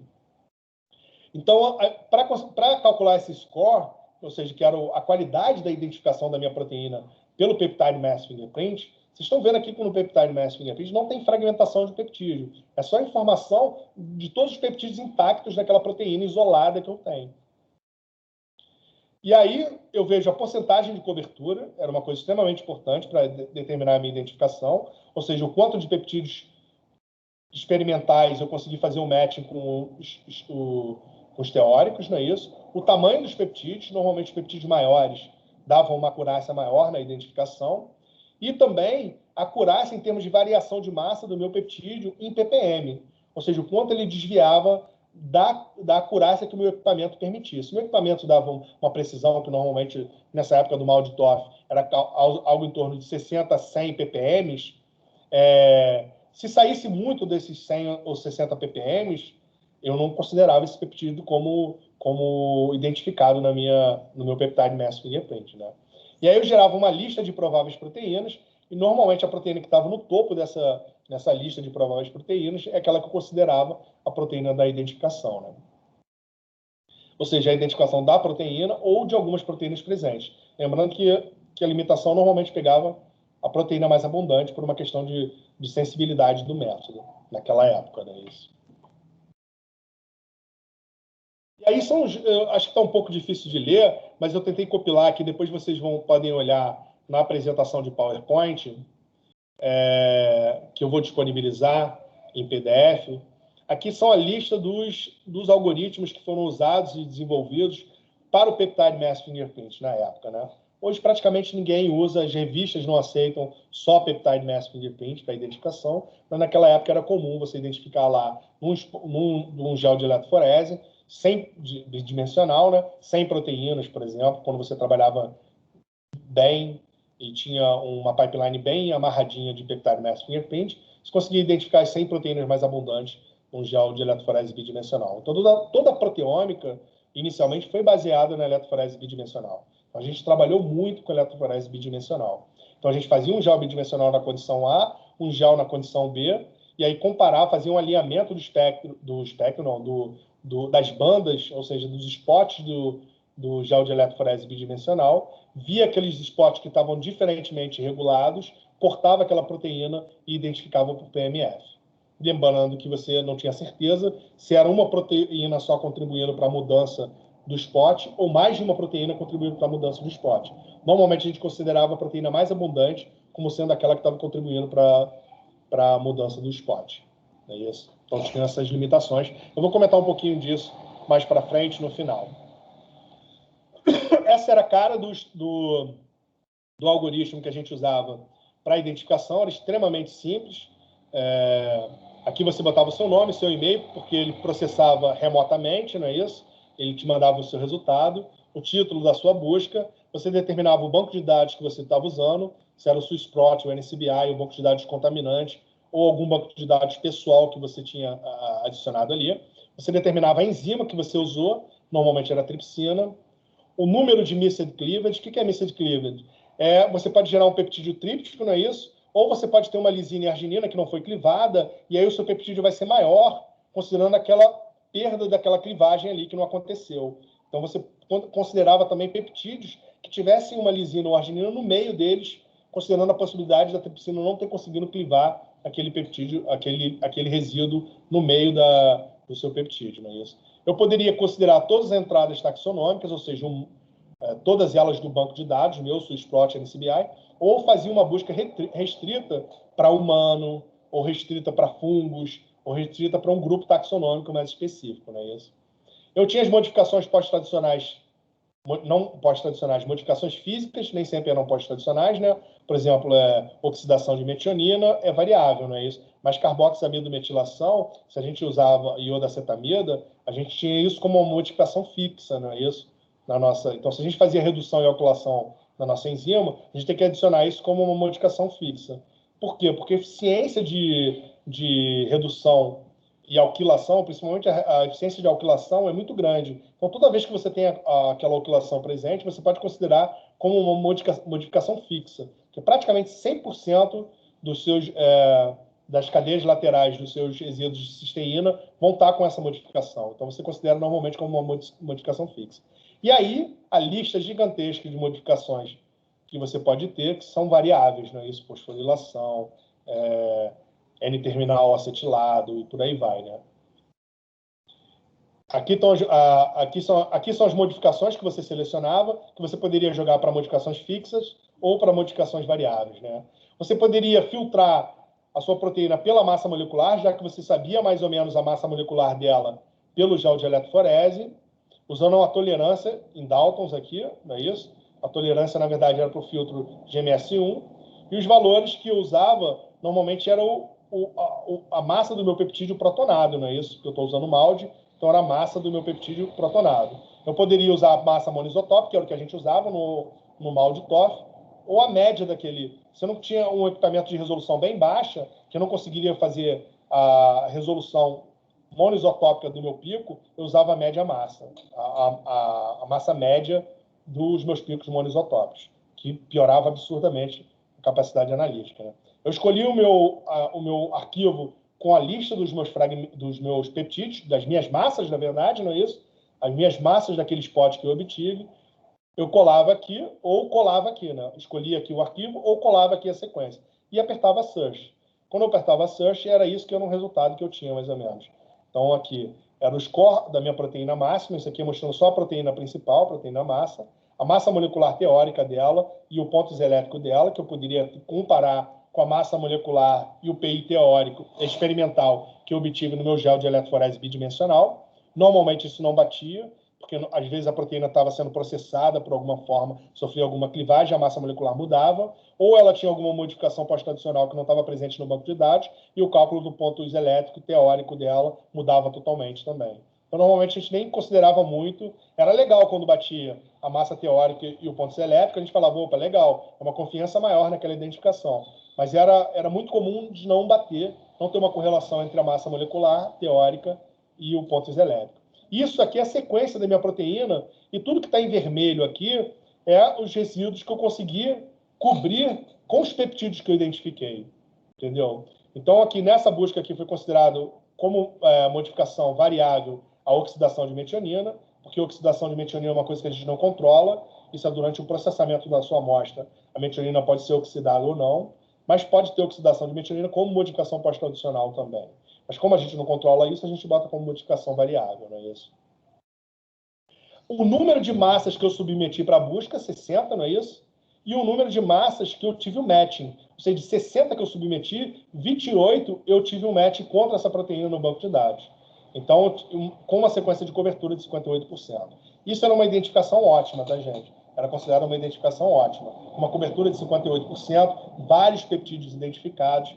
Então, a gente considerava uma identificação bem confiável por Peptide Mass Fingerprint, considerando todas as limitações dessa técnica, não é isso?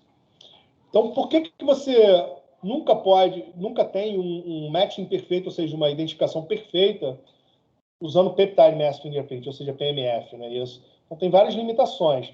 Do lado experimental, você pode ter limitação que você pode ter modificações químicas dos seus peptídeos que não estão previstas quando você faz a busca contra o banco de dados, não é isso?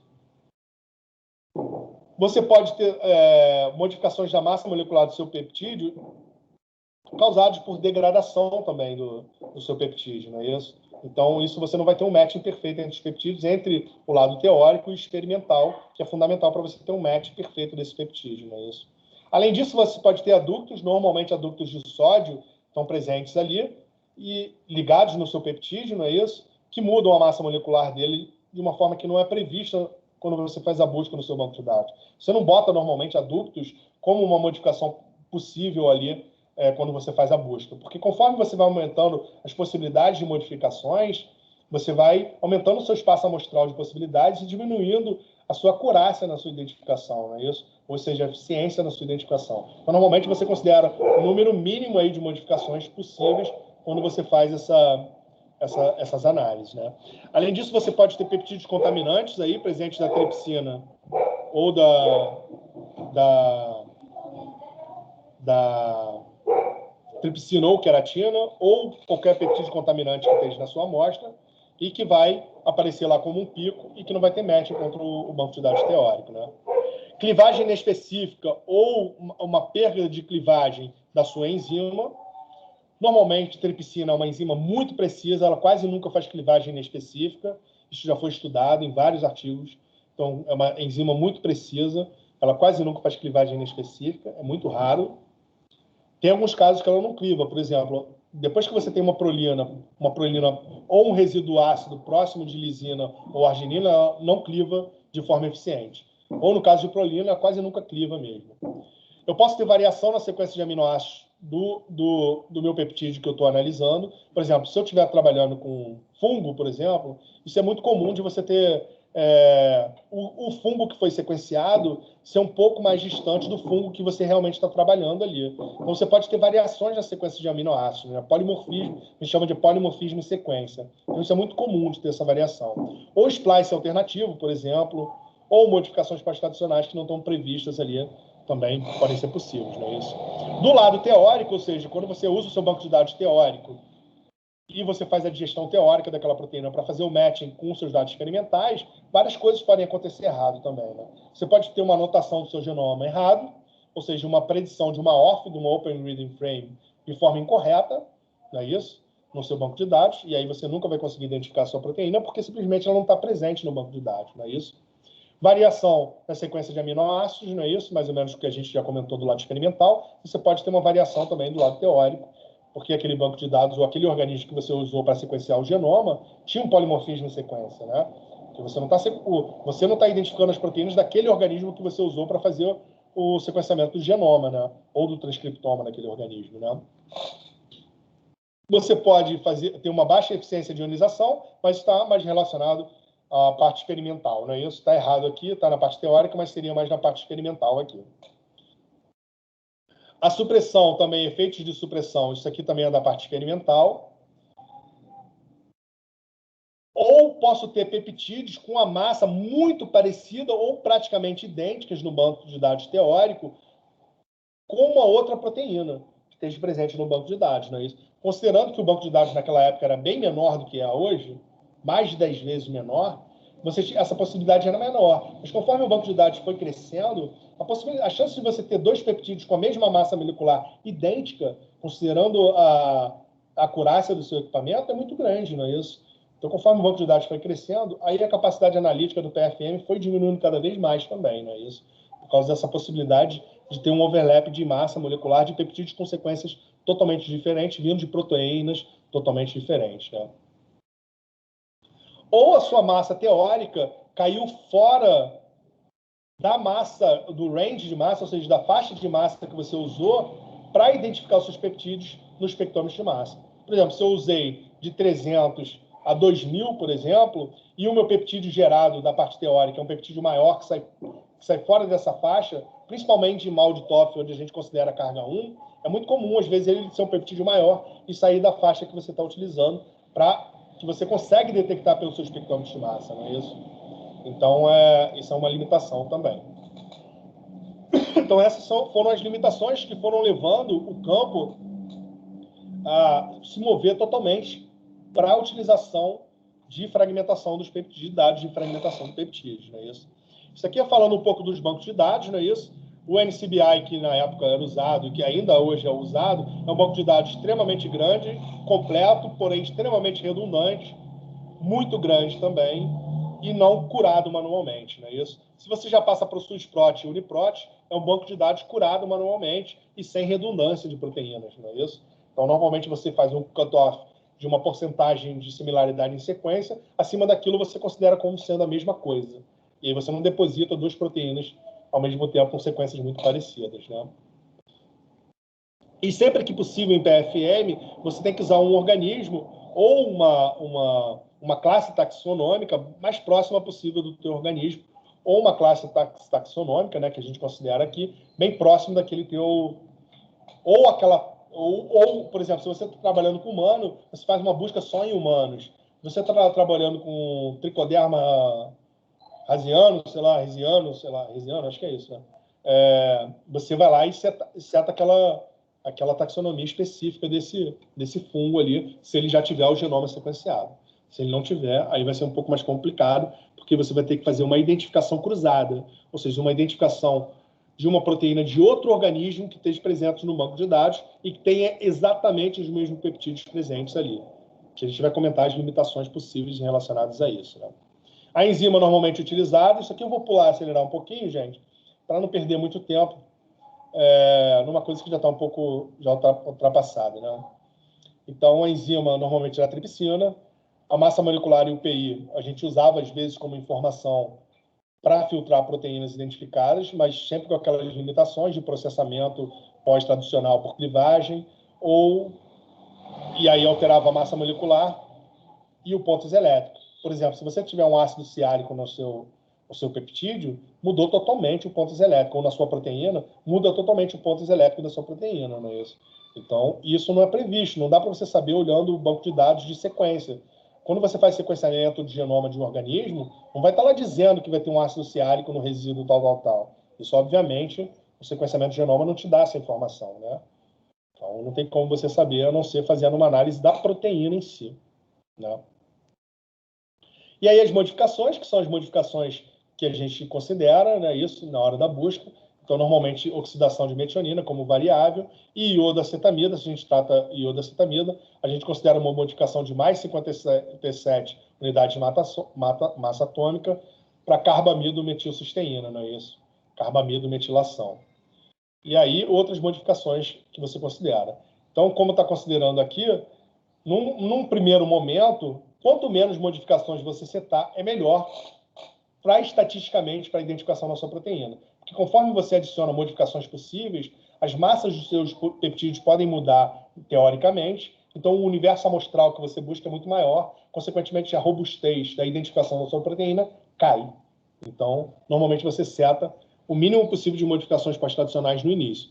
Aí, depois que você identificou a proteína, às vezes você pode fazer uma busca especificamente só contra aquela proteína, considerando mais modificações pós-traducionais, sendo que você já sabe que identificou aquela proteína, para aumentar a cobertura de sequência daquela proteína, não é isso? Se você quer identificar mais peptídeos daquela proteína, aí você considera um universo amostral maior de modificações pós-traducionais numa segunda busca que você faz.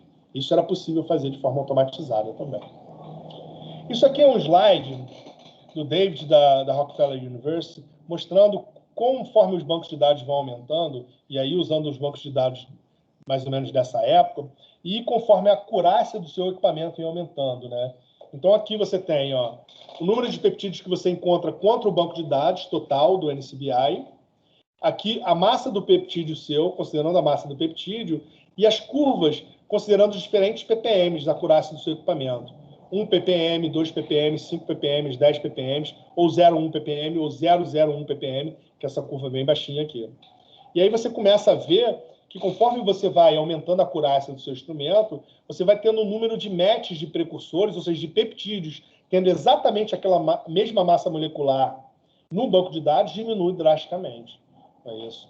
É claro que isso aumenta conforme seus peptídeos são menores, mas conforme os peptídeos são maiores, o número de matches que você tem, ou seja, o número de alinhamentos que você tem contra um banco de dados teórico, diminui absurdamente conforme você diminui a acurácia do seu instrumento. Não é isso? Dando um zoom aqui, dá para você ver aqui que, por exemplo, com 0,1 ppm, você praticamente tem só um peptídeo batendo de massa aqui, contra o banco de dados, quando faz uma busca daquele peptídeo. Ou seja, se você tem 0,01 ppm de acurácia de um peptídeo, praticamente você só faz o match daquele peptídeo contra o banco de dados, a não ser que eles tenham a sequência idêntica de resíduos de aminoácidos.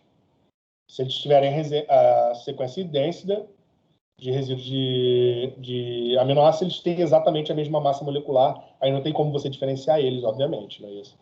Então, a acurácia do seu instrumento é muito importante para você ter uma eficiência de identificação contra o banco de dados. É isso. Então, o Peptide Mass Fingerprint, então, a principal limitação dele está relacionada a isso, de certa forma, não é isso? Se eu considerar esses 4 peptídeos aí, com 5 resíduos, não é isso? Todos eles têm exatamente a mesma massa molecular, 636,29 Daltons, né? Ou seja, ou unidade de massa atômica. Só que o que acontece é que eles têm sequência de resíduos diferentes, não é isso? Então, para resolver esse problema, a gente vai ter que fragmentar esses peptídeos para conseguir identificar eles, não é isso, pela fragmentação, porque eles têm massas idênticas. Conforme o banco de dados vai aumentando, a chance de você ter peptídeos com a mesma massa molecular é muito grande, né? Então, fragmentando você consegue. E aí entrou a era da espectrometria de massa para a proteômica, para análise de peptídeos e proteínas, que já tinha começado para outros analitos menores, de usar a espectrometria de massas em tandem, né? Isso, ou seja, um MS2, onde você tem a sua proteína, seus peptídeos, você fraciona no HPLC, vai no espectrômetro de massa, obtém o espectro de MS1, que são os peptídeos intactos, seleciona um peptídeo, uma janela de um peptídeo especificamente, num quadrupolo, por exemplo, ou num tipo analisador ion trap, eu seleciono aquela massa carga específica, induzo a fragmentação, existem métodos de fragmentação diferentes, que eu vou comentar com vocês daqui a pouquinho, e vou analisar de novo no meu segundo analisador de massas e obter o meu espectro de MS2. E a partir desse espectro de MS2, eu posso fazer o sequenciamento de novo do meu peptídeo. Essa expressão de novo vem do latim, e ela não significa que eu estou fazendo isso novamente, mas significa que eu estou fazendo do início, sem ter informação nenhuma, não é isso? Então, é from the scratch, como a gente diz no inglês, né? Começando do início, sem saber nada sobre a informação daquele peptídeo. E aí você fazia na mão. Imprimia esse espectro de MS2, e pelas diferenças de massas aqui, que eu vou mostrar para vocês, é possível inferir quais são os resíduos e a sequência desse peptídeo que foi fragmentado.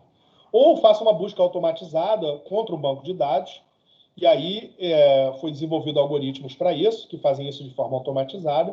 O primeiro algoritmo foi o algoritmo feito para isso, foi o Sequest, foi o grupo do John Yates, que desenvolveu essa forma, que é basicamente um Peptide Mass Fingerprint mais para um MS2.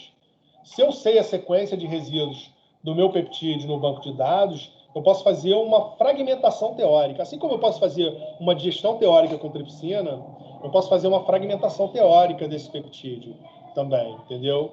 E aí identificar esses peptídeos aí.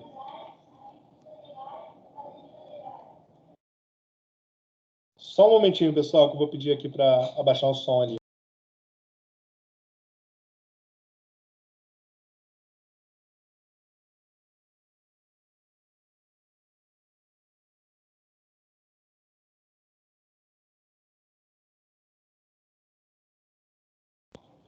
Desculpa, pessoal.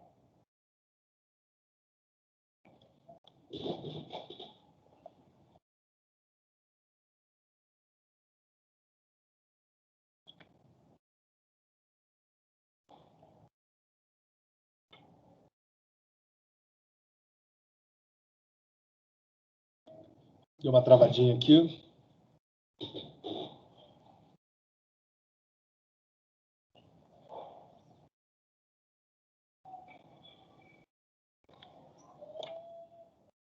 Então, como é que eu consigo prever, né, a fragmentação teórica de um peptídeo meu a partir da sequência de resíduos desses aminoácidos? Por quê? Porque, por uma sorte muito grande, os peptídeos fragmentam em ligação peptídica, não é isso? Aqui está uma ligação peptídica, isso a gente chama de ligação peptídica, não é isso? Essa ligação entre o resíduo 1, que está aqui o meu carbono anomérico, é isso, o meu segundo carbono anomérico aqui. E aí, aqui é a ligação peptídica que a gente considera, não é isso? Que é a ligação lá que acontece entre o grupamento amino e o grupamento carboxílico, não é isso? E,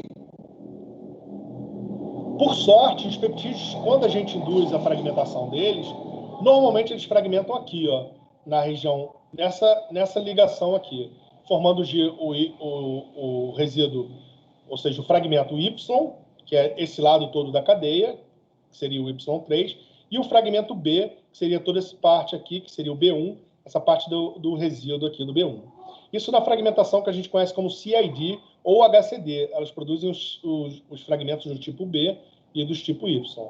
Então, X, Y e Z são os resíduos que a gente considera que são obtidos para a região do C-terminal. Ou seja, eu vou ter aqui as cargas obtidas da cadeia lateral de lisina e arginina, né? Que normalmente vai ser o resíduo final aqui que vai estar presente. Ele vai ter uma carga aqui presente. Quando eu fragmentar aqui, ó, aqui nesse ponto, por exemplo, eu vou gerar dois fragmentos. Um fragmento para o lado do N-terminal e um fragmento para o lado do C-terminal, não é isso? Então, dois fragmentos que eu gero toda vez que eu clivo aqui. Ó. Posso clivar aqui, aqui ou aqui. E eu vou gerar sempre dois fragmentos. Um fragmento para o N-terminal e um fragmento do C-terminal. Os dois carregados positivamente, que eu vou possivelmente isolar e detectar no meu espectrômetro de massa. Só que aí a gente tem o A, B, C e o X, Y, Z, dependendo do lugar da ligação peptídica aquele fragmento. Então, isso é previsível. E dependendo do tipo de fragmentação que você usa, você consegue prever muito bem quais são os íons específicos que vão ser gerados nessa fragmentação teórica. Então, com isso, eu consigo correlacionar os dados experimentais com meus teóricos e dar um valor estatístico para aquilo para considerar a minha identificação, não é isso? E, além disso, além de eu ter essas cargas fixas, não é isso? Que é no meu C-terminal aqui, por exemplo, vai estar protonado, eu tenho o que é chamado da teoria do próton flutuante aí. É a migração do meu próton ao longo da minha cadeia polipeptídica. Então, eu tenho essa cadeia polipeptídica aqui, ó, está sendo esquematizada. O meu próton, uma hora, pode estar aqui, ó, na minha carbonila aqui. Uma hora ele pode estar nessa outra carbonila aqui. Outra hora ele pode estar nessa outra carbonila, depois nessa outra carbonila, ou nessa outra carbonila. Ou seja, ele vai estar variando aqui, mesmo ele sendo carga 1 em todos os momentos, essa única carga 1, ela pode estar flutuando ao longo da cadeia polipeptídica. Então, gerando cargas em diferentes posições do meu peptídeo. Então, toda vez que eu fragmentar, a chance é muito grande que eu gere pelo menos um fragmento carregado, porque na espectrometria de massa, tudo que é neutro a gente não detecta. Então, tem que ter carga ali dentro, não é isso? Vou ver se eu acelero um pouco. Isso aqui é só para mostrar a série B, né? Se eu tenho esse peptídeo aqui, o meu N-terminal, o meu pH está abaixo de 3, que é o que a gente usa no modo positivo. O pH do meu solvente tem que estar abaixo de 3. Para quê? Para que o meu N-terminal esteja protonado e que também, normalmente, é lisina e arginina aqui, que não é o caso que está sendo mostrado aqui, mas normalmente vai estar protonado também. Então, toda vez que eu clivar em algum ponto aqui, se eu clivar primeiro nessa posição aqui, eu vou gerar o B1, que é o A, e na verdade, o Y5, que é o que sobrou esse resto todo aqui. Se eu clivar aqui nessa posição aqui, eu vou gerar o B2, o AT e o Y4. E assim sucessivamente. Então, consigo prever. Esse é o tipo de série de íons que a gente gera quando a gente faz a fragmentação por CID ou HCD, que é a fragmentação que a gente obtém pela colisão com gás inerte, não é isso? Então, a gente enche a câmera com gás inerte e só pela passagem ou no caso do ion trap, pela excitação da molécula, eu já vou colidir com gás e induzir a fragmentação do meu peptídeo. E essa fragmentação, obviamente, não é aleatória. Então, eu consigo prever muito bem isso, não é isso? Então, na espectrometria de massas, para peptídeos, a gente basicamente tem esses tipos de fragmentação aí. Então, a gente tem o CID, que é Collisional Induced Dissociation, e um sinônimo dele, que é o CAD. Algumas pessoas usam CAD, outros usam CID, que é Collision Activate Dissociation. É exatamente a mesma coisa, tá bom? Ou HCD, que é Higher Collision Dissociation. Que nesses três casos aqui, na verdade, esses dois casos, porque esses dois são a mesma coisa, só com a nomenclatura diferente, a gente vai gerar íons da série B e Y, e também íons da série A, que eu vou comentar um pouquinho mais para frente, que, na verdade, é um produto do íon da B. É um decaimento do íon B, na verdade.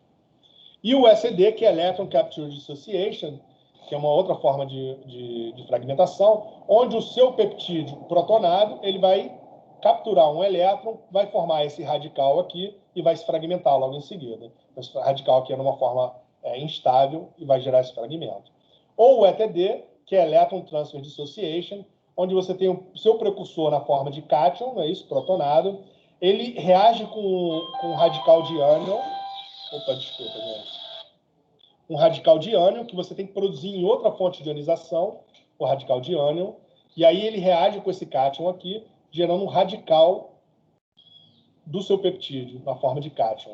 E aí, nessa posição aqui, normalmente você combina o ETD com o CID. Quando você obtém essa molécula aqui, você basta ativar um pouquinho por CID, que ela já fragmenta em 2 fragmentos, mas esses 2 fragmentos não são quebrados em Y, na série Y e na série B.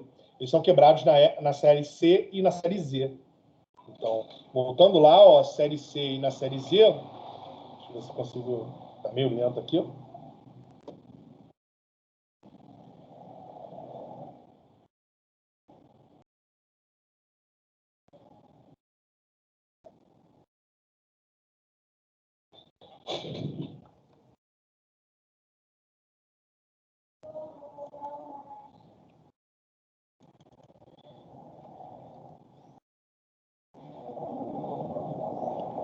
E outra forma que você tem, eu não vou mostrar lá porque está um pouco lento, e aí está travando um pouco.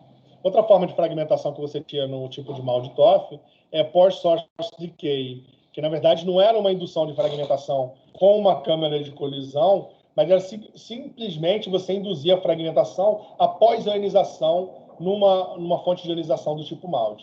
Era uma forma de pseudo-MS2 que você tinha, e que inicialmente era usado para tentar sequenciar peptídeos no instrumento do tipo Maldi-Toff, mas que também já caiu em desuso, não é isso? No tipo ETD, e a gente tem lá no laboratório esse equipamento aí, não é o Velos, na verdade, nosso é o XL, mas é um XL, é um LTQ Orbitrap com um sistema de ATD. E o sistema de ATD nada mais é do que uma outra fonte de ionização no fundo do equipamento, em que você produz esse reagente aqui, o fluoranteno radical, o ânion de fluoranteno, que vai reagir com o seu peptídeo. É aquele ânion que eu mostrei anteriormente, vai reagir com o seu peptídeo e vai induzir a fragmentação do tipo C e Z. Mas, normalmente, esses peptídeos têm que estar multicarregados. Eles normalmente são peptídeos com carga 3, carga 4. Então, normalmente usado para middle down. O que é middle down? É quando você tem peptídeos maiores. Você tem o bottom up, né? Que é o shotgun, que é o pequenininho, o middle down e o top down. O top down é a proteína intacta. É você fazer proteômica e fragmentação das proteínas intactas no espectrômetro de massa. Então, normalmente, esse método de fragmentação é para quando você tem peptídeos com muitas cargas. Então, normalmente carga 3 ou mais. E aí ele vai funcionar de forma eficiente.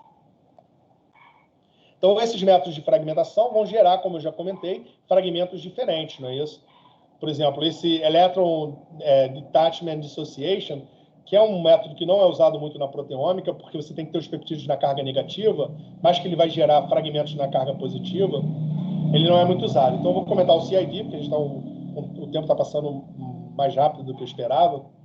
O CID e o HCD, a gente vai normalmente fragmentar aqui, ó, no R2, a gente vê aqui, ó, o R2 está aqui, ele vai fragmentar exatamente aqui, ó. Olha aqui o que eu gerei, essa molécula aqui, ó, essa parte da molécula aqui, que é essa daqui que está sendo mostrada aqui, e essa parte da molécula aqui, ó, que é essa daqui, que é essa parte que está sendo gerada aqui. Essas duas moléculas protonadas, não é isso? Então, já que elas estão protonadas, eu vou detectar as duas e vou conseguir identificar aí. Por ACD e ATD, a gente já gera os íons C e Z, não é isso? Ou seja, na fragmentação, eu vou quebrar aqui ó, no íon Z, vou quebrar nessa posição aqui, vou gerar esse fragmento aqui e vou gerar esse fragmento todo aqui. É isso, que vai ser a minha série C e Z. Então, dependendo do tipo de fragmentação, os fragmentos gerados são diferentes e o que você vai usar na sua busca de dados para a fragmentação teórica dos seus peptídeos vão ser opções de fragmentações também, usando a série que normalmente é gerada pela escolha que você fez do método de fragmentação. Não é isso? Então, a identificação convencional de proteínas, você tem uma proteína, você faz uma digestão com tripsina, você obtém o espectro de MS1 no seu espectrômetro de massa, não é isso? Você seleciona um precursor para fragmentação, você fragmenta em fase gasosa. Por outro lado, você tem um banco de dados de proteína, você faz a digestão in sílico dessa proteína, gera os peptídeos trípticos, vê a relação massa-carga que bateu com o seu peptídeo precursor, que você selecionou para fragmentação num experimento, na parte experimental, essa massa aqui. Deixa eu voltar aqui o meu...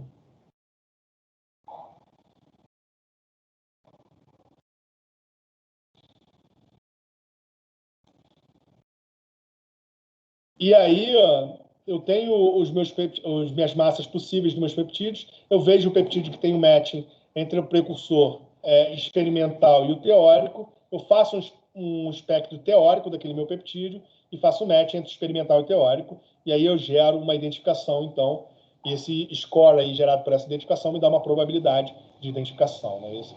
E a fragmentação do peptídeo, normalmente eu tenho eu isolo o peptídeo, né, isso é um precursor, então peguei o precursor 319,15, normalmente um carga 2, isolo ele, não é isso? E aí eu vou gerar o precursor de carga 2 no meu espectro, e aí eu vou colidir isso com gás. E aí fragmentou aqui nessa posição entre o A e o D. Deixa eu botar aqui o meu laser. O meu A e o meu D, não é isso? Aí eu gero esse fragmento Y, esse fragmento B1. E assim sucessivamente. Quebrei aqui, gerei o fragmento AD da série B e o EFR, não é isso? Na série Y. E assim sucessivamente, não é isso? É claro que o espectro de massa é um pouco mais complexo que isso, que além da série B e Y, eu tenho a série A, por exemplo, e tem algumas fragmentações que são combinações de peptídeos internos, de fragmentações internas do peptídeo, rearranjos também. Então, é um pouco mais complexo que isso, além dos ruídos que eu tenho presentes no meu espectro. Né? Isso. Pessoal, eu acho que a gente vai dar uma paradinha de 5 minutos. Eu vou parar aqui um pouco a gravação e a gente dá uma paradinha de 5 minutos e aí a gente volta, tá bom? Tá bom, tá bom.